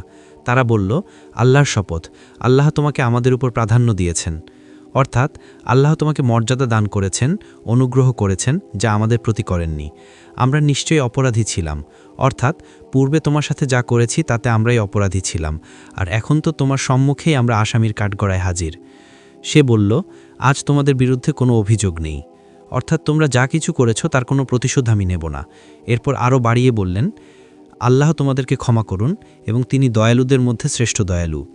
কারো কারো মতে এর উপর ওয়াকফ, অর্থাৎ তোমাদের উপর কোনো অভিযোগ নেই, এবং আলাদা বাক্য, অর্থাৎ আল্লাহ আজ তোমাদেরকে ক্ষমা করবেন, কিন্তু এ মত দুর্বল, প্রথম মতই সঠিক। তখন হজরত ইউসুফ আলাইহিসসালাম নিজের গায়ের জামা তাদের কাছে দিয়ে বললেন, এটা অন্ধ পিতার চোখের উপর রেখে দিও, এতে আল্লাহর ইচ্ছায় তার দৃষ্টিশক্তি ফিরে আসবে। এ ছিল প্রকৃতির সাধারণ নিয়মের ব্যতিক্রম, নবুয়তের আলামত ও বিরাট এক মজিজা। শেষে তিনি ভাইদেরকে তাদের পরিবার পরিজন সহ সসম্মানে মিশরে চলে আসার জন্য বলে দেন। তারপর যাত্রীদল যখন বের হয়ে পড়ল, তখন তাদের পিতা বলল, তোমরা যদি আমাকে অপ্রকৃতিস্থ মনে না করো তবে বলি, আমি ইউসুফের ঘ্রাণ পাচ্ছি। তারা বলল, আল্লাহর শপথ, আপনি তো আপনার পূর্ব বিভ্রান্তিতেই রয়েছেন। তারপর যখন সুসংবাদ বাহক উপস্থিত হল এবং তার মুখমণ্ডলের উপর জামাটি রাখল, তখন সে দৃষ্টিশক্তি ফিরে পেল। সে বলল, আমি কি তোমাদেরকে বলিনি যে আমি আল্লাহর কাছ থেকে এমন কিছু জানি যা তোমরা জানো না? ওরা বলল, হে আমাদের পিতা, আমাদের পাপের জন্য ক্ষমা প্রার্থনা করুন, কেননা আমরা তো অপরাধী ছিলাম। সে বলল, আমি আমার প্রতিপালকের কাছে তোমাদের জন্য ক্ষমা প্রার্থনা করব, তিনি ক্ষমাশীল ও পরম দয়ালু। আব্দুর রাজ্জাক রহমহুল্লাহ ইবনে আব্বাস রাদিয়াল্লাহু সূত্রে বর্ণনা করেন, তিনি এর ব্যাখ্যায় বলেছেন, কাফেলা যখন মিশর থেকে যাত্রা করে তখন একটি প্রবল বায়ুপ্রবাহ ইউসুফ আলাইহিসসালামের জামার ঘ্রাণ ইয়াকুব আলাইহিসসালামের কাছে পৌঁছে দেয়। সে বলল, আমি অবশ্যই ইউসুফের ঘ্রাণ পাচ্ছি, যদি তোমরা আমাকে অপ্রকৃতিস্থ মনে না করো। সাউরি, শোবা রহমহুল্লাহ প্রমুখ বলেছেন, 8 দিনের পথের দূরত্ব থেকেই তিনি এই ঘ্রাণ পান। হাসান বসরি রহমহুল্লাহ ও ইবনে জুরাইজ মক্কি রহমহুল্লাহ বলেছেন, ইয়াকুব আলাইহিসসালাম ও কাফেলার মধ্যকার দূরত্ব ছিল 80 ফারসাখের এবং ইউসুফ আলাইহিসসালামের নিখোঁজকাল থেকে ঘ্রাণ পাওয়া পর্যন্ত সময়ের ব্যবধান 80 বছর। অর্থাৎ তোমরা যদি বলো যে অতি বৃদ্ধ হওয়ার ফলে আমি প্রলাপোক্তি করছি। ইবনে আব্বাস রাদিয়াল্লাহু, আতা, মুজাহিদ, সাহিদ বিন জুবের ও কাতাদা রহমহুল্লাহ বলেছেন, অর্থাৎ তোমরা আমাকে নির্বোধ সাব্যস্ত করো। মুজাহিদ ও হাসান রহমহুল্লাহ বলেছেন, অর্থাৎ তোমরা যদি আমাকে অতিশয় বৃদ্ধ সাব্যস্ত করো। তারা বলল, আল্লাহর শপথ, আপনি তো আপনার পুরনো বিভ্রান্তিতেই রয়েছেন। কাতাদা ও সুদ্দি রহমহুল্লাহ বলেন, তারা এই কথা দ্বারা একটি শক্ত কথাই বলেছে। আল্লাহ বলেন, তারপর যখন সুসংবাদ বাহক উপস্থিত হল এবং তার মুখমণ্ডলের উপর জামাটি রাখল, তখন তিনি দৃষ্টিশক্তি ফিরে পেলেন। অর্থাৎ অতি স্বাভাবিকভাবেই কেবল মুখমণ্ডলের উপর ইউসুফ আলাইহিসাল্লামের জামা রাখার সাথেই দৃষ্টিশক্তি ফিরে আসে, অথচ তিনি তখন অন্ধ ছিলেন। ওই সময় তিনি তাদেরকে বললেন, আমি কি তোমাদেরকে বলিনি যে আমি আল্লাহর পক্ষ থেকে এমন কিছু জানি যা তোমরা জানো না? অর্থাৎ আমি জানি যে আল্লাহ ইউসুফকে আমার কাছে ফিরিয়ে দেবেন, আমার চক্ষু তার দ্বারা ভালো হয়ে যাবে এবং প্রশান্তি দান করবেন। তারা বলল, হে আমাদের পিতা, আমাদের পাপের জন্য ক্ষমা প্রার্থনা করুন, কেননা আমরা অবশ্যই অপরাধী ছিলাম। তারা অপরাধমূলক যেসব কাজ ইতিপূর্বে করেছে এবং পিতা ও তার পুত্র ইউসুফ আলাইহিসাল্লামের কাছ থেকে তার মোকাবিলায় যে ব্যবহার পেয়েছে এবং ইউসুফ আলাইহিসাল্লামকে তারা যা করতে সিদ্ধান্ত নিয়েছিল সেসব ব্যাপারে আল্লাহর কাছে ক্ষমা প্রার্থনার জন্য তারা পিতার কাছে আবেদন জানায়। তাদের নিয়ত যখন তাওবা করা, অথচ তখনও তা কার্যকর হয়নি, তখন আল্লাহ তাদেরকে তাওবা করার তাওফিক দান করেন এবং পিতা তাদের আবেদনে সাড়া দেন এবং বলেন, আমি আমার প্রতিপালকের কাছে তোমাদের জন্য ক্ষমা প্রার্থনা করব, তিনি ক্ষমাশীল ও পরম দয়ালু। ইবনে মাসুদ রাদিয়াল্লাহু, ইব্রাহিম আত-তাইমি, আমর ইবনে কায়েস, ইবনে জুরাইজ রহমাহুল্লাহ প্রমুখ বলেছেন, হজরত ইয়াকুব আলাইহিসসালাম পুত্রদের পক্ষে ক্ষমা প্রার্থনার জন্যে শেষ রাত পর্যন্ত অপেক্ষা করেন। ইবনে জারির মুহারিব ইবনে দিসার রহমাহুল্লার সূত্রে বর্ণনা করেন, তিনি বলেন, হজরত ওমর রাদিয়াল্লাহু মসজিদে নববীতে এসে জনৈক ব্যক্তিকে বলতে শোনেন, হে আল্লাহ, আপনি আমাকে আহ্বান করেছেন, আমি সাড়া দিয়েছি, আপনি হুকুম করেছেন, আমি তা মেনে নিয়েছি, এখন রাতের শেষ প্রহর, অতএব আপনি আমাকে ক্ষমা করুন। হজরত ওমর রাদিয়াল্লাহু গভীরভাবে উক্ত শব্দের প্রতি লক্ষ্য করে বুঝতে পারলেন যে আওয়াজটি আবদুল্লাহ ইবনে মাসুদ রাদিয়াল্লাহু এর ঘর থেকে আসছে। তিনি আবদুল্লাহ ইবনে মাসুদ রাদিয়াল্লাহুকে এ বিষয়ে জিজ্ঞাসা করেন।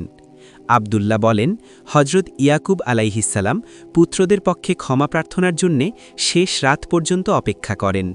তিনি বলেছিলেন, আমি অচিরেই তোমাদের জন্যে আমার প্রতিপালকের কাছে ক্ষমা প্রার্থনা করব। অপর আয়াতে আল্লাহ বলেছেন, যারা শেষ রাতে ক্ষমা প্রার্থনা করে। সহি হাদিসে বর্ণিত, রাসূলুল্লাহ সাল্লাল্লাহু আলাইহি ওয়াসাল্লাম বলেছেন, আমাদের প্রতিপালক প্রতি রাতে দুনিয়ার আকাশে অবতরণ করেন এবং বলতে থাকেন, কে আছে তওবাকারী, আমি তার তওবা কবুল করব। কোনো প্রার্থী আছে কি, আমি তাকে দান করব। আছে কোনো প্রার্থনাকারী, আমি তার প্রার্থনা মঞ্জুর করব। এক হাদিসে বর্ণিত হয়েছে যে হজরত ইয়াকুব আলাইহিসসালাম তার পুত্রদের পক্ষে ক্ষমা প্রার্থনার জন্যে জুমার রাত পর্যন্ত অপেক্ষা করেন।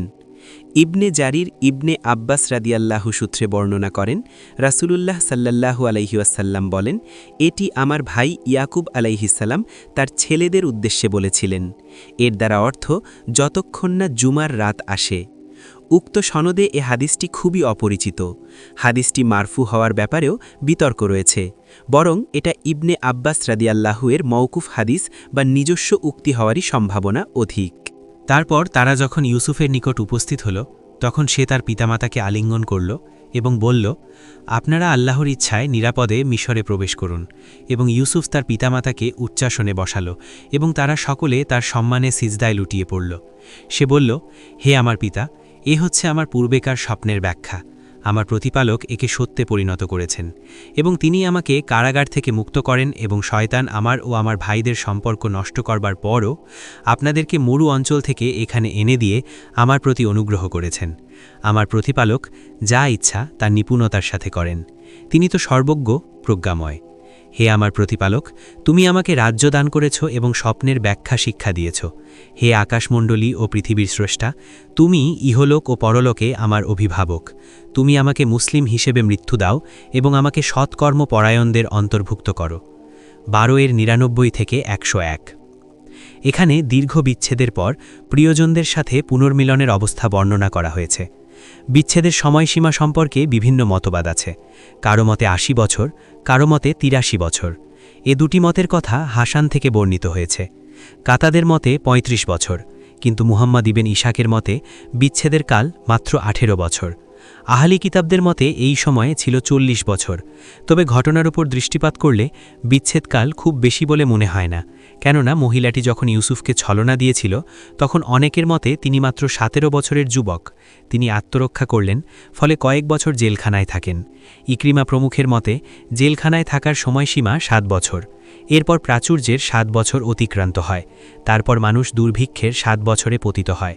তার প্রথম বছরে ইউসুফ আলাইহিসসালামের ভাইয়েরা খাদ্যের জন্য মিশরে আসে। দ্বিতীয় বছরে তারা বিনয়ামিনকে নিয়ে আসে আর তৃতীয় বছরে ইউসুফ আলাইহিসাল্লাম নিজের পরিচয় দেন এবং পরিবার পরিজনকে নিয়ে আসতে বলেন। ফলে সে বছরেই ইউসুফ আলাইহিসাল্লামের গোটা পরিবার মিশরে তার কাছে চলে আসে। এই হিসেবে মিলনকালে তার বয়স হয়েছিল 17 + 7 + 7 + 3 = 34 বছর। তারপর যখন তারা ইউসুফের নিকট উপস্থিত হল, তখন সে তার পিতামাতাকে আলিঙ্গন করল এবং বলল, আপনারা আল্লাহর ইচ্ছায় নিরাপদে মিশরে প্রবেশ করুন। অর্থাৎ ভাইদের থেকে আলাদা হয়ে ইউসুফ আলাইহিসাল্লাম কেবল তার পিতামাতার সাথে একান্তে মিলিত হন এবং বলেন, আপনারা আল্লাহর ইচ্ছায় নিরাপদে মিশরে প্রবেশ করুন। কারো কারো মতে এখানে বর্ণনা ঘটনাক্রমিক নয়। ঘটনা ছিল প্রথমে তিনি তাদেরকে মিশরে প্রবেশের জন্য স্বাগত সম্ভাষণ জানান, তারপর তাদেরকে আলিঙ্গন করেন। ইবন জারির এ ব্যাখ্যাকে দুর্বল বলেছেন, তার এই মন্তব্যকে উড়িয়ে দেওয়া যায় না। ইমাম সুদ্দি বলেছেন যে ইউসুফ আলাইহিসসালাম নিজে অগ্রসর হয়ে পিতামাতার সাথে সাক্ষাৎ করেন এবং পথে যেখানে তারা অবতরণ করেছিলেন সেখানে তাদের তাঁবুতে গিয়ে তাদের আলিঙ্গন করেন। তারপর সেখান থেকে যাত্রা করে মিশরের প্রবেশদ্বারের সন্নিকটে পৌঁছলে ইউসুফ আলাইহিসসালাম বললেন, আল্লাহর ইচ্ছায় আপনারা নিরাপদে মিশরে প্রবেশ করুন। তবে বলা যেতে পারে যে এই আয়াতের ব্যাখ্যায় উক্তরূপ কথা সংযোজন না করেও পারা যায় এবং এর কোনো প্রয়োজনও নেই। যেমন অর্থাৎ আপনারা মিশরে বসবাস করুন কিংবা মিশরে অবস্থান করুন, আল্লাহ চাইলে নিরাপদে থাকবেন। এ ব্যাখ্যা খুবই সঠিক ও সুন্দর। আহলি কিতাবদের মতে হজরত ইয়াকুব নবীর সাথে তার পুত্রগণ ও পুত্রদের সন্তান ও পরিজনসহ মোট কত লোক মিশরে এসেছিলেন সে ব্যাপারে বিভিন্ন মত পাওয়া যায়। আবু ইসাহাক সাবি ইবন মাসুদের বরাতে বলেন এদের সংখ্যা 63, মুসা বিন উবাইদা আবদুল্লাহ বিন সাদ্দারের বরাতে 83 জন। আবু ইসাহাক মাসরুক সূত্রে উল্লেখ করেছেন যে এরা যখন মিশরে প্রবেশ করেন তখন এদের সংখ্যা 390 জন, কিন্তু এরা যখন মুসা আলাইহিসসালামের নেতৃত্বে মিশর থেকে বেরিয়ে আসেন তখন এদের যুদ্ধক্ষম যুবতের সংখ্যাই ছিল 6 লক্ষেরও ওপরে। আহলে কিতাবদের মতে তারা সংখ্যায় ছিল 70 জন। তারা এদের নামও উল্লেখ করেছেন। আল্লাহর বাণী এবং ইউসুফ তার পিতামাতাকে উচ্চাসনে বসালো। কেউ কেউ বলেছেন ইউসুফের মা ওই সময় জীবিত ছিলেন না, তাওরাতের পণ্ডিতগণের মতো তাই। কোনো মুফাসসির বলেছেন ওই সময় আল্লাহ তাকে জীবিত করে দেন। অপর এক দলের মতে ইউসুফ আলাইহিসসালামের খালার নাম ছিল লাইলি, খালাকে মায়ের স্থানে গণ্য করা হয়েছে। ইবনে জারির রহ ও অন্যারা বলেছেন কুরআনের সুস্পষ্ট দাবি হল ওই সময় তার মা জীবিত ছিলেন। সুতরাং এর বিরুদ্ধে আহলি কিতাবদের মতকে প্রতিষ্ঠিত করার জন্যে ভিন্ন ব্যাখ্যা গ্রহণযোগ্য নয় এবং এটাই শক্তিশালী মত। আল্লাহই সর্বজ্ঞ। পিতামাতাকে উচ্চাসনে উঠানোর অর্থ তাদেরকে নিজের কাছে সিংহাসনে বসান এবং তারা সকলে তার সম্মানে সিজদায় লুটিয়ে পড়ল। অর্থাৎ তার পিতামাতা ও 11 ভাই ইউসুফ আলাইহিসসালামের সম্মানার্থে সিজদা করেন। এরকম সিজদা করা তাদের শরীয়তে ও পরবর্তী নবীদের শরীয়তে বৈধ ছিল, কিন্তু আমাদের শরীয়তে এটা নিষিদ্ধ ঘোষিত হয়েছে। সে বলল, হে আমার পিতা, এটাই আমার পূর্বেকার স্বপ্নের ব্যাখ্যা। অর্থাৎ এটা সেই স্বপ্নের ব্যাখ্যা যা পূর্বে আমি আপনাকে শুনিয়েছিলাম যে 11টি নক্ষত্র এবং সূর্য ও চন্দ্র আমাকে সিজদা করছে। আপনি আমাকে এই স্বপ্ন গোপন রাখার জন্য বলেছিলেন এবং তখন আমাকে কিছু প্রতিশ্রুতিও দিয়েছিলেন। আমার প্রতিপালক তা সত্যে পরিণত করেছেন এবং আমার প্রতি অনুগ্রহ করেছেন, কেননা তিনি আমাকে কারাগার থেকে মুক্ত করেছেন। দুঃখ কষ্ট ও সংকীর্ণতার পরে আমাকে শাসক বানিয়েছেন। মিশরে যেখানে ইচ্ছা সেখানেই আদেশ কার্যকরী করার ক্ষমতা দান করেছেন।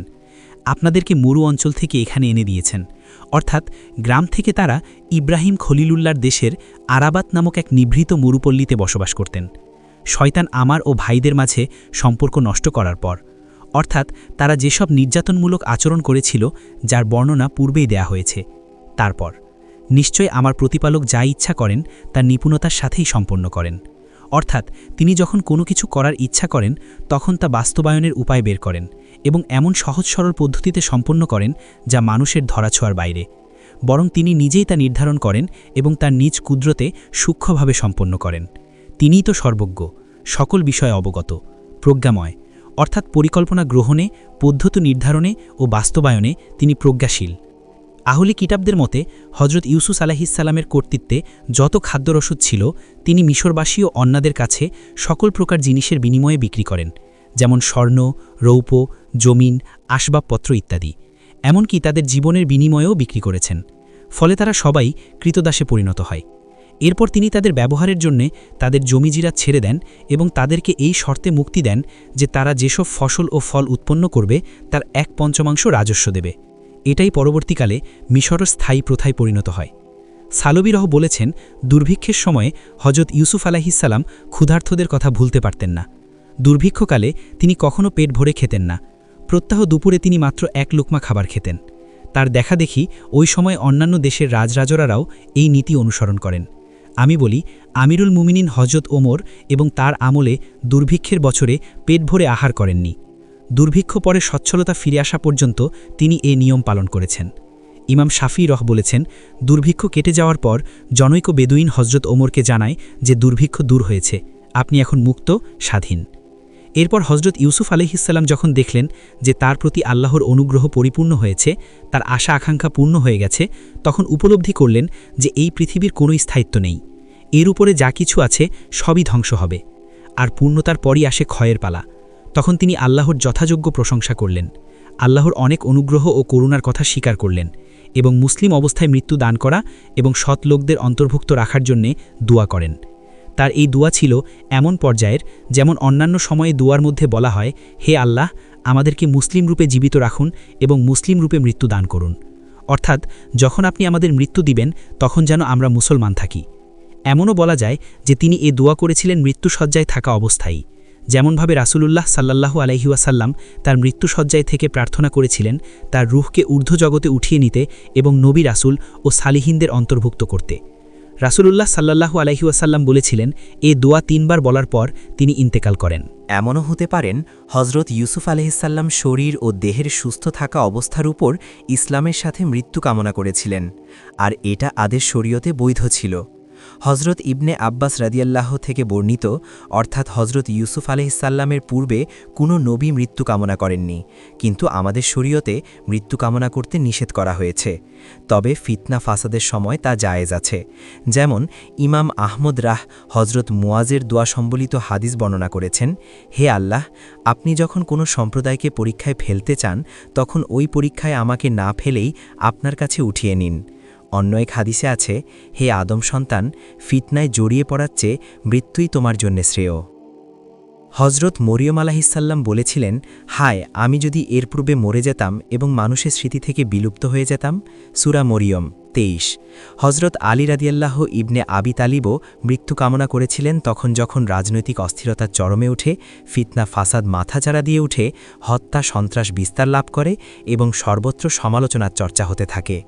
সহিহ বুখারী সংকলনকারী ইমাম আবু আবদুল্লাহ বুখারীরাও মৃত্যু কামনা করেছিলেন যখন তার বিরোধীরা সর্বত্র বিরোধিতার বিভীষিকা ছড়িয়ে দিয়েছিল এবং তিনি অত্যাধিক মানসিক যাতনায় ভুগছিলেন। স্বাভাবিক অবস্থায় মৃত্যু কামনা সম্পর্কে ইমাম বুখারী ও ইমাম মুসলিমরা তাদের সহিহ গ্রন্থদ্বয়ে হজরত আনাস ইবনে মালিক রাদিয়াল্লাহু এর হাদিস বর্ণনা করেছেন, যাতে আছে, রাসূলুল্লাহ সাল্লাল্লাহু আলাইহিসসাল্লাম বলেছেন, বিপদে ও দুঃখে পড়ে তোমরা মৃত্যু কামনা করো না, কেননা বিপদগ্রস্ত ব্যক্তি যদি নেককার হয় তাহলে তার নেকি বেড়ে যাবে, আর যদি সে পাপিষ্ঠ হয় তাহলে তার পাপ কমে যাবে। বরং এরকম বলা উচিত যে, হে আল্লাহ, যতদিন বেঁচে থাকা আমার জন্য কল্যাণকর হয় ততদিন আমাকে জীবিত রাখুন, আর মৃত্যু যখন আমার জন্য মঙ্গলময় হয় তখন আমাকে মৃত্যু দান করুন। এখানে বলতে মানুষের দেহের রোগ বা অনুরূপ অবস্থা বোঝানো হয়েছে, দিন সম্পর্কীয় নয়। এটা স্পষ্ট যে হজরত ইউসুফ আলাইহিসসালাম মৃত্যু কামনা করেছিলেন যখন তিনি মৃত্যুসজ্জায় কিংবা তার নিকটবর্তী হয়েছিলেন। ইবনে ইসহাক রাহিমাহুল্লাহ আহলে কিতাবদের উদ্ধৃতি দিয়ে লিখেছেন যে হজরত ইয়াকুব আলাইহিসসালাম মিশরে পুত্র ইউসুফ আলাইহিসসালামের কাছে 17 বছর থাকার পর ইন্তেকাল করেন। মৃত্যুকালে তিনি ইউসুফ আলাইহিসসালামের কাছে ওসিয়ত করে যান যেন তাকে তার পিতৃপুরুষ ইব্রাহিম আলাইহিসসালাম ও ইসহাক আলাইহিসসালামের পাশে দাফন করা হয়। সুদ্দি লিখেন যে হজরত ইউসুফ আলাইহিসসালাম ধৈর্যের সাথে এই ওসিয়ত পালন করেন। পিতার মৃতদেহ তিনি সিরিয়ায় পাঠিয়ে দেন এবং পিতা ইসহাক আলাইহিসসালাম ও পিতামহ ইব্রাহিম খলিলুল্লাহ এর কবরের পাশে একই গুহায় তাকে দাফন করা হয়। আহলে কিতাবদের মতে হজরত ইয়াকুব আলাইহিসসালাম যখন মিশরে যান তখন তার বয়স ছিল 130 বছর।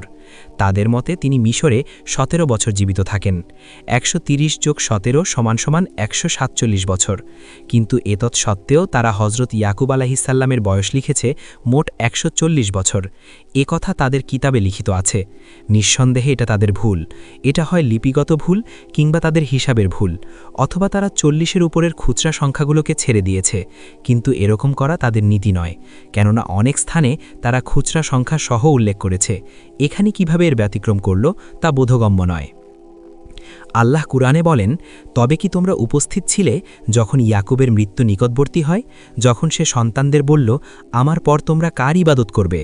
তারা বলল, আমরা আপনার পিতৃপুরুষ ইব্রাহিম, ইসমাইল ও ইসহাকের উপাসকের ইবাদত করব। তিনি একক উপাসক, আর আমরা সবাই তার কাছে আত্মসমর্পণকারী। সূরা বাকারা 133। হজরত ইয়াকুব আলাহিসাল্লাম আপন সন্তানদেরকে যে খালিস দিনের প্রতি ওসিয়ত করেন তা হল দ্বীনে ইসলাম, যে দিনসহ সমস্ত নবীকে তিনি প্রেরণ করেছেন। আহলে কিতাবদের উল্লেখ করে হজরত ইয়াকুব আলাহিসাল্লাম তার সন্তানদেরকে এক এক করে ওসিয়ত করেন এবং তাদের অবস্থা ভবিষ্যতে কেমন হবে সে সম্পর্কে অবহিত করেন। পুত্র ইয়াহিয়া আলাহিসাল্লামকে তিনি তার বংশ থেকে এক মহান নবীর আগমনের সুসংবাদ দেন। বংশের সবাই তার আনুগত্য করবে। তিনি হলেন সাইয়েদিনা ঈসা ইবনে মারিয়াম আলাহিসাল্লাম। আল্লাহই সর্বজ্ঞ। আহলে কিতাবদের বর্ণনা মতে হজরত ইয়াকুব আলাহিসাল্লামের মৃত্যুতে মিশরবাসী ৭০ দিন পর্যন্ত শোক পালন করে। হজরত ইউসুফ আলাহিসাল্লাম চিকিৎসকবিদদের উৎকৃষ্ট সুগন্ধি দ্বারা পিতার মৃতদেহকে অক্ষুণ্ণ রাখতে আদেশ দিলে তারা তাই করে। এভাবে ৪০ দিন পরিক্রান্ত হয়। অতঃপর হজরত ইউসুফ আলাহিসাল্লাম মিশরের বাদশার কাছে এই মর্মে মিশরের বাইরে যাওয়ার অনুমতি চান যে তিনি পিতাকে পিতৃপুরুষদের পাশে দাফন করবেন। বাদশাহ অনুমতি দেন। ইউসুফ আলাহিসাল্লামের সাথে মিশরের গণ্যমান্য ও প্রভাবশালী লোকেদের এক বিরাট দল গমন করে। হিব্রন নামক স্থানে পৌঁছে পিতাকে সেই গুহায় দাফন করেন যে গুহাটি হজরত ইব্রাহিম আলাহিসাল্লাম ইফরন ইবনে সাখারের কাছ থেকে খরিদ করে নিয়েছিলেন। ৭ দিন তথায় অবস্থান করার পর সকলেই স্বদেশে প্রত্যাবর্তন করেন। পিতার মৃত্যুতে ইউসুফ আলাহিসাল্লামের ভাইরা ইউসুফ আলাহিসাল্লামকে অত্যাধিক সান্ত্বনা দেন এবং সম্মান দেখান। ইউসুফ আলাহিসাল্লামও তাদের সম্মানিত করেন এবং প্রত্যাবর্তনের পর উত্তমভাবে মিশরে থাকার ব্যবস্থা করেন। এরপর আসে হজরত ইউসুফ আলাহিসাল্লামের অন্তিমকাল। মৃত্যুকালে তিনি স্ববংশীয়দেরকে ওসিয়ত করে যান যে তারা যখন মিশর থেকে বের হয়ে যাবেন তখন যেন ইউসুফ আলাহিসাল্লামের লাশও মিশর থেকে সাথে করে নিয়ে যায় এবং বাপদাদার কবরের পাশে তাকেও দাফন করা হয়। ফলে মৃত্যুর পর ইউসুফ আলাহিসাল্লামের লাশ সুগন্ধি দ্বারা আবৃত করে একটি সুন্দুকে পুরে মিশরে রেখে দেওয়া হয়। হজরত মুসা আলাহিসাল্লাম যখন বনি ইসরায়েলকে নিয়ে মিশর থেকে বেরিয়ে আসেন তখন ওই সুন্দুকও নিয়ে আসেন এবং তার পিতৃপুরুষদের পাশে দাফন করেন। পরে এ সম্পর্কে আলোচনা করা হবে। আহলে কিতাবদের মতে মৃত্যুকালে ইউসুফ আলাহিসাল্লামের বয়স ছিল ১১০ বছর। আহলে কিতাবদের এই লেখাটি আমি দেখেছি এবং ইবনে জারির রাহেমাহুল্লাহ ও তার নকল করেছেন। মুবারক ইবনে ফজলা হাসান সূত্রে বর্ণনা করেছেন ইউসুফ আলাহিসাল্লামকে যখন কুয়ায় নিক্ষেপ করা হয় তখন তার বয়স ছিল ১৭ বছর। পিতার কাছ থেকে অনুপস্থিত ছিলেন ৮০ বছর এবং পিতার সাথে মিলনের পরে জীবিত ছিলেন ২৩ বছর। সুতরাং মৃত্যুকালে তার বয়স হয়েছিল ১৭+৮০+২৩ ১২০ বছর। অন্যদের মতে মৃত্যুকালে তিনি তার ভাই ইয়াহিয়া আলাহিসাল্লামকে ওসিয়ত করে যান।